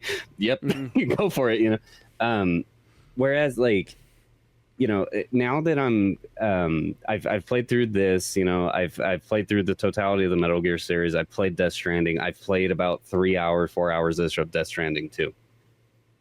I very much I look forward to actually completing Death Stranding 2, but I don't think that it has the same kind of hype that I've had in my life about Metal Gear. And maybe it's because Metal Gear might have been like my very first video game that at least I consider like my very first video game myself. Death Stranding 2 and onwards for him, I'm so curious to see like where he's actually going to go, because that game like OD that he's working on with fucking Perry or whatever, like I forgot the dude's name or whatever, but that game he supposedly is working on another stealth style game, you know, that's supposed to mirror something like Metal Gear. So I'm really curious to see what that's going to be. He's talking about going back to like, you know, actually making movies or whatever. And he's got like some other like psychological horror, you know, experience coming too. So like, from what I understand, like post Konami Kojima, it's like this amalgamation of like so many different things. And like, I think he's just trying to produce as much as he can before he dies, you know, or something. Mm-hmm. Dude, I read an article where he said that he gave like a thumb drive to like his like main people that he works with on all his new video games of just ideas for when he's dead. Mm-hmm. I believe it. I believe it. Right. You mostly have a lot more ideas than you have time to even create stuff, mm-hmm. you know, so I could 100% see that. I think the thing is, I feel that would be is if you went into, and I'm going to use Snatcher once again, but if you did something where it's like, okay, it's not like you're doing necessarily Metal Gear, but maybe you can put out some kind of sci-fi police type story that would be similar enough that like the Metal Gear fans could kind of jump in and be like, okay, cool, but it's in a completely different world and so on like that you can run all these new characters and stories and, go with it like that. I think that might be kind of it. I think sometimes like the Death Stranding thing is, for certain people, like, it was almost so radically different that it kind of like I think threw people off in a weird way, like, you know what I mean? 'Cause it's not like you're running around with a gun or anything like that. It's not an action game like 90% of the things he's ever done have been. See, that's the thing though, is because it launched like that, and then the director's cut comes out and it has all that shit. Death Stranding 2 is very much an action game. Like there's guns, really? Oh yeah, dude, it plays just like Metal Gear. Like it feels like Metal Gear, at least 5 anyways. I might skip straight to Death Stranding 2 then. Death Stranding 2 like has probably some of the most photorealistic imagery I've ever seen in a video game. Playing that on my fucking 65-inch Samsung out there and like getting to experience like so like the intro of that game is like Sam is sitting like on this like rocky precipice of like desert, like high desert essentially, and like the camera's like flowing in and it kind of flows down to Norman Reedus's character and blah blah blah and this that and the other, and then I'm sitting there for like 2 minutes and I'm like expecting something to happen and I'm like, oh shit, I'm actually playing. Like, like that's how photorealistic it looked. It's really insane, but I'd recommend it. I think you guys would like Death Stranding. And I said that's a perfect example of like, okay, like graphics like that in the game. Like when I compare that to this Metal Gear Solid 3 remake, though the graphics are really good, it's weird. They feel like they're high-end PS4 graphics. It's almost the best way I feel like it kind of looks. I don't mean to say it like in a bad way, but like just comparatively to some other games that have come out recently, it does feel like it's a little bit like, I mean, it gives you that like you're playing an older game kind of feel, so it works in its favor, but at least they're not like that hyper, I guess, realistic looking. Yeah. No, right. I'd agree with that statement. Like, high-end last gen, it's like The Last of Us when it came out on PS3. It's like that's like Metal Gear on the PS4, like basically. So but yeah, it's made me badly want to go play through Peace Walker because I only beat that game I think once. Yeah, really? Same here. But I know I think about that game all the time. I'm like, I gotta go back and play Peace Walker again. You know what I mean? And like aspects of the story, like, sounds kind of fucking corny, but like falling in love with the character of the boss again, and being like that. I mean, that's the main storyline of Peace Walker, is he's investigating the boss. Yeah. Well, there's that, and then the other one that I've never played, but is Portable Ops, and I think it does have a story mode in there. I think what confused it first, because I think like my buddy Ryan bought Portable Ops Plus. Well, I think Portable Ops Plus is like the VR missions, where it's not really like a story game. I think it's just a bunch of like, bonus type stuff. But I think Portable Ops, the original one, actually has a story that intertwines with Metal Gear Solid 3 of some kind somewhere. Okay. I don't know if it's a post thing, but I've never given that one a go, but I always think about that. I don't think I've ever played it. Yeah. Because, I mean, they're all like at that same time period. They're all on PSP. It's kind of the same engine as Peace Walker. Yeah. I never played Portable Ops myself either. I have it, but never played it. So, yeah, those would be kind of fun to give a go. And who knows, they might appear on the next Metal Gear collection. I almost guarantee that. Yeah, probably. The other game, if they don't have 4, because I was thinking about that in the back of my head, would be Revengeance. That could get added to it. Yeah. That would be, I will say though, if you don't have 4, that's going to seem like such a mishmash collection of stuff though. Right. I hate to sort of say it, like it's going to be like Metal Gear Solid Collection for the people that are really hardcore fans and no one else. Yep. Like that's right. What it's going to end up being.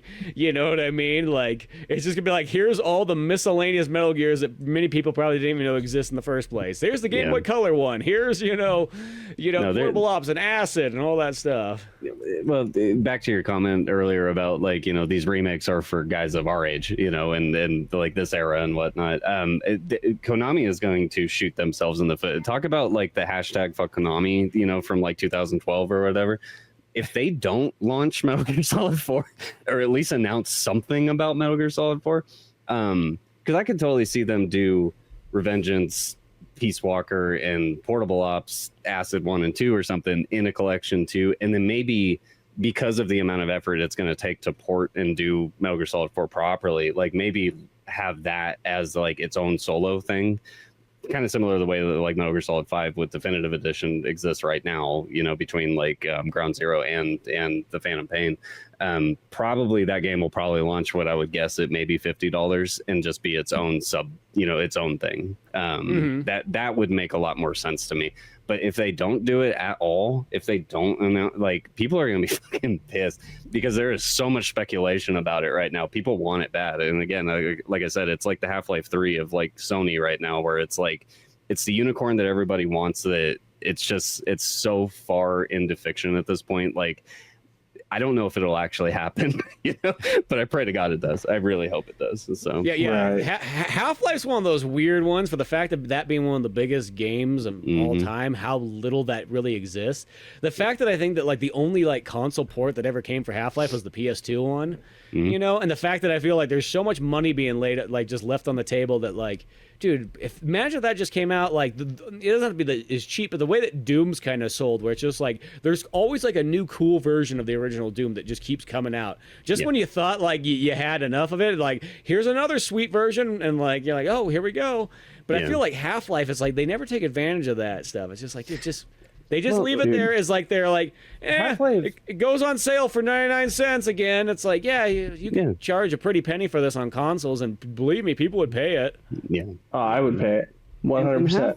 Half-Life is because Valve just like has that mindset too of like, seemingly anyways, with that. Half-Life is almost like a glorified like tech demo for the most part, because like when you look at the first Half-Life, it's very much like, okay, we're gonna mix FPS with like great narrative storytelling. Half-Life 2, okay, we're gonna add extreme physics, we're gonna add this gravity gun and blah blah blah. So it was like game changing for the industry. And then you look at Half-Life Alyx being the premier. I have not played a better VR game than Half-Life Alyx, hands down. Like, you know, so I very much think like Half-Life 3, if you think about it like in theory of like what that could be, like Neuralink maybe, you know, like something crazy like that. Like Valve is going to want to do something insane for Half-Life 3 to actually exist, you know, and I think that's why it is a unicorn, you know. It costs $500 with this haptic feedback suit. Yep. Yeah, it's because they wait so long on them that it makes it like just so anticipatedly high. This is, and I gotta say, it's weird though. Like if you go between Half-Life 1 and 2, this is the thing that throws me off so much. Is Half-Life 1 feels like it's literally a day in the life. You're in a sense an office worker guy. You're going to your science lab, blah blah blah. Then a portal opens up and shit starts happening. It goes crazy, and then you realize that the army shows up. They're not here to save you. They're here to take care of this. So it feels very realistic, where then when you get to Half-Life 2, it's all like post-apocalyptic. I'm always like, what the hell happened here? Like, it feels like it's two completely different games. Like, they don't feel like they like, I never felt like those two games felt like it all in the same thing. You could have told me they were like different games. And I played through the entire of Half-Life 2, and I never felt like it connected super well to Half-Life 1. I mean, it has some of the same creatures, of course, and so on, and Gordon, but like, it's like, it all of a sudden has this hard turn of being like, well, at first it was realistic, and now it's this like post-apocalyptic game where like you're in some Blade Runner society. Yep. Well, it's all about the G-Man. You know? Yeah. I always thought that was kind of a weird one, you know. It's one that's like, I love the living daylights out of Half-Life 1. I think Half-Life 2 is kind of okay. Like, it's not bad. I enjoy it, but I don't think it's as grand as Half-Life 1 was.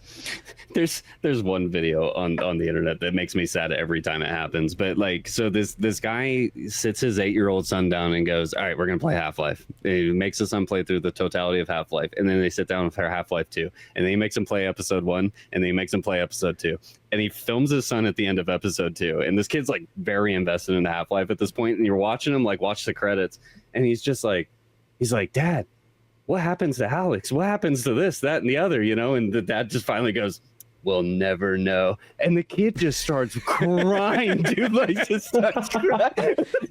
It's fucking awful. That's so fucked. Oh, yeah, dude, speaking of speculation, what do you think's going to happen with the new Mass Effect? I have no idea. I want to be optimistic about that. I so badly. Are you like getting excited, but then you have to like pull it down? You're like, don't get excited. Don't get your hopes up. You just have to look at the last 10 years of New Age BioWare. That's my only comment about that. Is like, right, Mass Effect. Fuck, I'm with you, dog. I'm with you. But like, New Age EA, New Age BioWare. I don't know. I love that clip with like the new Dragon Age or whatever it is, where they're all at the table and just like a character randomly blurts out like, "I'm non-binary." And they're like, anyways, we have a mission to complete. It's so bad. It's so bad. Oh boy. All right. Well, thank God none of that shit exists in Metal Gear Solid Delta, because god damn it, yeah, exactly. So good. I had so much fun playing through that, man. That weekend was so good.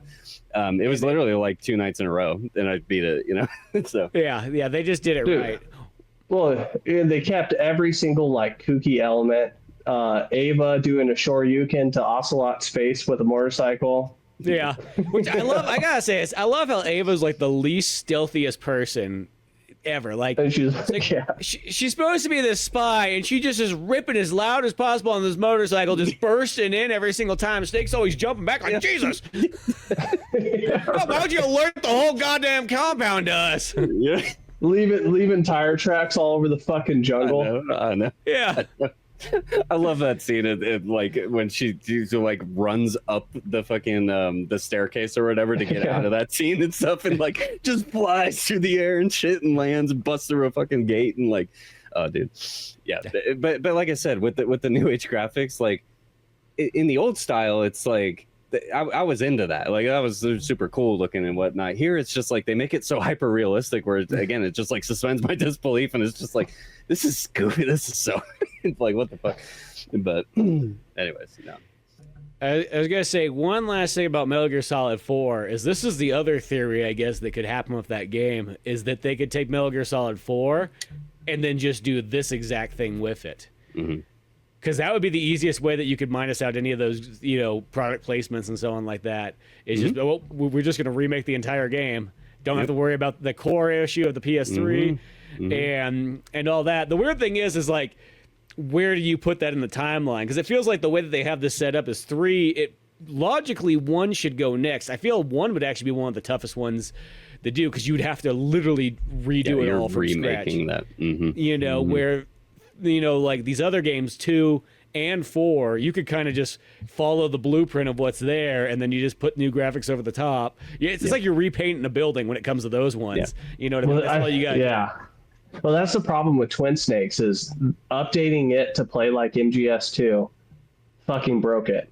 Like, that is the easiest Metal Gear. 1,000,000%. Yep. Yeah, they'd have to redesign. They'd have to pick like so. Imagine if they went in with like the Metal Gear Solid 5 mindset of design concept, but and just made Shadow Moses and just threw Snake, and did it that way. I'd be fine with that. I think that'd be cool. So yeah, because I feel that one strangely, it's almost like if you keep all the core stuff like in its like linear story progression, but like you just make the standard running around Shadow Moses way bigger, almost would be kind of cool. Yeah, overhaul Shadow Moses. Yeah. You would have to, because I remember Twin Snakes, dude, like you'd get on like the very first catwalk, headshot all the fucking guards. Yeah. Just stroll down. You get down to like where Baker is, and you're just peeking around the corner, just killing everybody, and you're like, oh, okay. Ocelot battle, you just fucking headshot him the whole time as he's like running around. Well, they already have the redesign like as is in Metal Gear Solid 4. Granted, it's not the totality. You don't go through the whole facility like you would in the original game, but I mean, like the core design concept is there of like the snowfield, like the dock area, where you fight with Metal Gears and stuff. Yeah, there's so much that they could do. But or like Spence said, like, if you took something like the original, you took the original code, you threw Unreal Engine 5 over it, it's still going to be, the like D-pad controlled and, but you can make it look fucking cool. I would enjoy that myself, but the masses wouldn't, so. Yeah, I hate this. That is that weird thing, because I think about that with a lot of PlayStation 1 games, too, of like, are they at that point where they're just like almost like so old that like unless you are middle aged and above, like are you gonna care? Yeah, Right. You know, it's that weird thing that like you are at that point. You know, I picture it being like it would play just like how this Metal Gear Solid 3 Delta is. Exact same thing, but that game you might just need to expand on it than do the 1x1. Where I feel like you get away with the 1x1 on 2 and 4 easily. It would be just like Metal Gear Solid 3. Right. Perfect. You know what I mean? Because even 2, it's like I feel like 2 would be the one that'd be really easy. You just did 3. Here's the other PS2 one. Slap that together. You know, technically you could do Twin Snakes as well, but you know I don't know if people would want that version necessarily. Yeah. That one's more like the cool alternative version, not necessarily the definitive one. Yeah, Peace Walker and 1 would be hard. Like if you went straight to those ones. Twin Snakes for sure you could do. Yep. Which I would play the fuck out of it. Yeah. But well, and I think that's kind of the other piece about Delta is like it is setting a precedent again. Like I've commented on a couple of times so far, but the visual aesthetic of this game, are you guys okay with that moving forward with the remakes of 1 and Peace Walker and 2 and 4 and you know like do you want this look across the because I guarantee that's what they're going to do is they're going to standardize it, they're going to make it look like this, and they're going to redo everything. Personally, like I'll play them for sure, but I'll always have a soft spot for the originals, of course, you know. So, I mean, yeah, I'm only not okay with certain aspects of it. Like other things, like the guns were great. The environments looked fantastic. Like Ava looked great. I was like, they did a good job on her. Snake looked a little funky unless he, you know, didn't have a bandana on. Yep. Mm-hmm. Even his face looked kind of fucking weird though. Yeah. Like I don't know. Like I get what you're saying. I even thought like Volgan's face looked, I think out of most character models in this game, his probably looked the coolest because he is so deformed and you know like and all that. Like, but majority of the characters, Eva's another one. I think she looked really good. I actually liked her redesign. But really, the like, boss looked okay. yeah, I think she looked fine. Yeah, she looked all right. With her lesbian Subaru driver mullet. Yeah, there you go. I dug it, dude. I was like, hell yeah. She drives an Outback. Let's go. Yep. Yeah, I don't know. Some of the bosses were a little funky. The Fury for sure. The Pain as well. That one. The Pain. That one was a little weird. Yeah. Again, and I think it's for me it's stylization versus hyperrealism, you know, and there's really there's no right or wrong here, like whatsoever. It's just depending on your preference. With the way that this game plays 1-to-1, the way that the original did, like it's fine regardless. You know, like, you're hitting the nail on the head with 4 too, because think of some of those boss battles, the sniper and the wolf suit. Mm-hmm. If that's hyper real, that's gonna look weird. The hand chick. Yep. Like I don't know. That one might be funky. Yeah. Can you imagine like Vulcan Raven in like a realism sense, you know, like tank, you know, all just super jacked and buff and stuff, you know, like, I don't know, man. I don't know. Well, it's sort of like, I will say, I do like the Metal Gear Solid 3 still looks better than a lot of like when I think of the Resident Evil 2 remakes, is because sometimes some of the characters, I remember it was like Claire. I hated the lady that they got to pretty much be Claire. Like she kind of had this horse face and everything like that. I was just like, that doesn't look like Claire. I've looked at Claire my whole life. That's not what she looks like. Leon, like, hey, he looked okay. You know, he didn't look too bad. But like, I remember those designs. I was like, they're kind of goofy looking. Like, and I sometimes kind of hate that where they, you know, they'll get like almost like it's like they got like a new actor to play the character in a video game, but it's a fucking video game, so I don't know why we doing this. At least in Metal Gear here, it's like the characters all at least look the same. They might like transition into like, you know, the polygons and pixels a little bit like funky, but for the most part, like they look identical. It's not like they got like new looking actors to play these video game characters like they did with Resident Evil.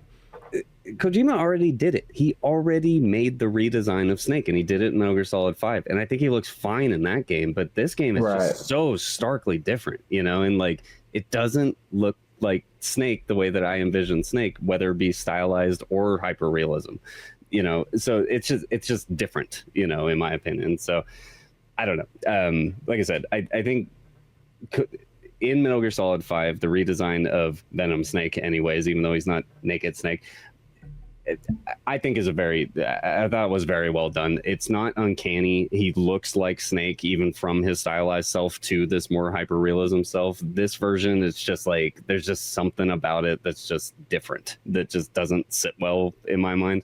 So again, thinking about, okay, Konami's going to remake the totality of the entirety of the series in this style. It's just like, what else is going to like jump out and go, you know, like that. I don't know about that one, you know? Yeah, I think there'll just be there'll be that little bit of uncanny valley. That's just what's going to happen. You know, I feel like it would actually even be there if they use Fox Engine. There would still be that uncanny valley. It's just going to happen because you're in a brand new graphical sense. Yep. You know, unless they designed it in an anime style. That's what they really need. It sounds weird, but like a lot of Japanese video games, you know, just like, for example, like me and Cameron played through the Silent Hill original kind of reimagined remake thing, Shattered Memories. And that one, I remember like the characters felt kind of uncanny in that one because you're like, oh, that like Sybil doesn't have her like blonde anime like police officer look. Now she looks kind of like a, you know, middle-aged, you know, like American TV show like police officer lady. Like, okay, that's you know, I mean, like you still go along Straight with off it, but CSI Criminal Origins. But it feels like it's like that weird thing where you're like, whoa, that's different. Like, you know, and as I said, like I noticed that in a lot of other games is once they lose that anime look that kind of disappears after about the PS3, Xbox 360 era. Like by PS4 and Xbox like One, like that anime look, unless it's like a game that like is literally trying to do an anime look, goes away out of like the general like Japanese games. Yeah. Like, you know, even Metal Gear Solid 5 kind of loses a lot of it. Yep. Nope. Wholly agree, man. Wholly agree. But again, it looks so good. Yeah, at the end of the day, this game, it looks fucking gorgeous. And if you're a fan of the original, get like 100% pick this up. Like there's no reason to. I don't know. We've been talking for almost 2 hours here about the game. The game's fucking great. Buy it. Yeah, literally, it's one of those ones. Like the experience itself is so good, whether you played it, or whether you haven't, or if it's been a long time. Like I just had a hell of a time going. Well, just one of the greatest stories ever told, like in any media. It like really the is. twists and turns. Like I mean, it's the hallmark of the Metal Gear Solid. Like, you know, all the games in the series, but 3. Just tying in everything. Like it's the only one that compares to the OG Metal Gear Solid with like a storyline where you're just like every twist and turn. First time ever playing it, like God bless you. Like I am jealous because you get to experience the story for the first time. But all those twists and turns, all the history thrown in, like it can't be done better. Yeah, and just having that 007 style, like, you know, intro theme. Oh, dude, that Snake hit that. Especially when you get to the latter part. Like, dude, I love that part. The song plays again there. It's like, dude, that's so cool. It gets me so pumped. All muted. It's just the vocals. Just the vocals. You know, but yeah, I love that they retain everything. Because that's, for example, like, that's one other thing. They, you know, a lot of remakes would have changed that theme song, and you've seen that so many times. And like when they like, you'll see like in movies and everything like that. And for some reason, somebody gets the bright idea to like, let's just re-record the theme song or something like that, and it never sounds. Very rarely does it sound better. There's a few exceptions I'll say out there, you know, but for the most part, it doesn't mostly sound better when they do that. You know, this one it's like I like it. They kept it exactly the same. I was like, is it exactly the same? I'm like, oh no, I think it's still the same. You know? One other quick thing. Did you guys notice that the splash screen at the title screen basically reverts back to the original version, like of like Snake doing the CQC with like the enemy soldier, and it has like after I beat the game, that's how my game launches now every time. Is it has the original splash screen of like Snake CQCing with the soldiers, and it's like that camo print, you know, like there's always like the orange and black one that pops up, the green and go, you know. And you can hit R3 or like L3 and change it up. Yeah, that was one bonus that I noticed at the end, because cool. Every time that I opened up the game prior to finishing it, it's the new splash screen. It's like, you know, it's just like the scene of the forest, and it says Metal Gear Delta and all that. Yeah, post game, I have that as my splash screen now. Interesting. I'll have to look. I don't think I noticed that. Yeah. Well, because I was thinking for a second there that mine didn't pop up because I was playing on PlayStation. Since I hadn't switched games, it just stayed on Metal Gear. But I kid you not, it updated at one point. So then it reloaded, but it still had the forest splash screen. There's been So I know a patch just came out like the 4th or something like that. Or it's 1.1.2 right now. So this is like the third update since the game's launched. So third update, they probably haven't fixed that stupid R1 version yet. I experienced 0 glitches, so that was the other thing I read. Was people having all kinds of fucking issues. I hear that all the time, and I like. There's so much. Like, rarely, I'll go through an entire game, and the people will be like, "Oh, it's so glitchy, I couldn't even get through it." I'm like, I never saw a thing. I mean, I'm not saying that like I don't have games freeze here and there, but that is one fair warning for listeners that are listening that are going to play the Steam version, because I struggle with this initially too. It very well could be fixed by now. Turn off all your overlays, your Discord overlay, your NVIDIA overlay, your Steam overlay, anything that is going to overlay over this game. Upon initial launch, it's going to show the splash screen. It's going to go black, and it's going to go black for about 5 minutes because it's doing the Unreal Engine 5 caching of shaders thing in the background, but it doesn't physically show you a progress bar. I thought my game was just fucking up, so I was constantly closing it, reopening it, closing it, reopening it. And I finally figured out that part of the reason of why that screen stays black is because of all the overlays that I have on at any given time on my computer. So turn all that shit off. Give it time. It's going to sit on a black screen for about 3 to 5 minutes unless they've patched this. But at the time of me playing it, 3 to 5 minutes, let it do its thing. Eventually it'll launch. Close the application, reboot your computer, then relaunch it again. Then you're okay. This is the problem with Unreal Engine 5 on PC currently. When you have developers that don't put enough time into optimization, it's the only fucking problem. But once those shaders had cached, once I had reset my PC and got going, I had a solid run. The game crashed on me one time throughout my whole like 11-hour run or whatever. So Konami did a decent job, but initially, like, it was really fucking frustrating. I was texting Spence that first night, and I was just like, "Well, guess I'm buying this on PlayStation because it's not fucking working on my PC." So, it's a good thing you gave this technical advice at 2 hours into this podcast, where people will surely see it. You stayed along for this far. Here you go, and you've already got the Steam version going. Well, like I said, hopefully it's just patched out by this point. I don't know, but that was my first reaction to the game. So I think it's just Cameron's computer is just way too good for the game. He's an overachiever, so these games just aren't made for. If you probably had a $600 PC, it probably runs fine. Yeah, it just boots right up. Stupid. No, good times ahead there. Metal Gear Solid. I can't wait to see what comes next. I'm assuming that collection of some kind will come out, and we'll just see what they put in there. I'm hoping for 4, but I will take any of those ones in there and just having nice versions of them. That would be sweet. Right. But, until then, we'll just see what kind of happens, But, more Metal Gear. I'm just glad I still have look this. I'm just glad I still have that. I know. Worst case, I'll just pull up my PS3 and do another run on there. I don't care. It still looks freaking awesome on that system anyways, know. And if you could get a 720p TV, then you'll get the proper experience. That's what runs those systems the best. Well, and that's what the shit is, dude. Is like, so my HDMI port on my PS3 is fucked. My son broke it. Oh, that's right. But yeah. it has the AV out on it. So it dawned on me the other night because I thought my PS3 was fucked at this point. And I was like, well, I could get that cable eventually, but screw it, whatever. I forgot that my PS2 has the same exact port in it. So I literally just plugged that into my PS3 and I was like, oh fuck. I'm playing for the very first time Metal Gear Solid 4 on a CRT TV at 480. And it's glorious. The text is shit because you can't read anything because it's like HD, but it looks so fucking good on that TV. Anyways. Well, I kid you not. I played my Xbox 360 for the majority of its lifespan on a CRT TV. Mm-hmm. It literally wasn't until it was Mass Effect 2 that made me go, oh, I need another TV because they fucked the text up in that game. So I couldn't read it on a CRT TV. Mass Effect 1, totally fine. No problem whatsoever. Every other game, totally fine. But what you could do with this is just go into you can get component cables that fit in that port too. So then you could have proper HD at least just out of that. I need analog style. Mm-hmm. But so there's always a way, there's always a will, all that good stuff. Well, till then, you can check out more Old Man Orange and Silent Evil podcasts on YouTube and Spotify. Till then, I'm Spencer Scott Holmes. I am Cameron. Hey, I'm Josh. And we'll see you some other time.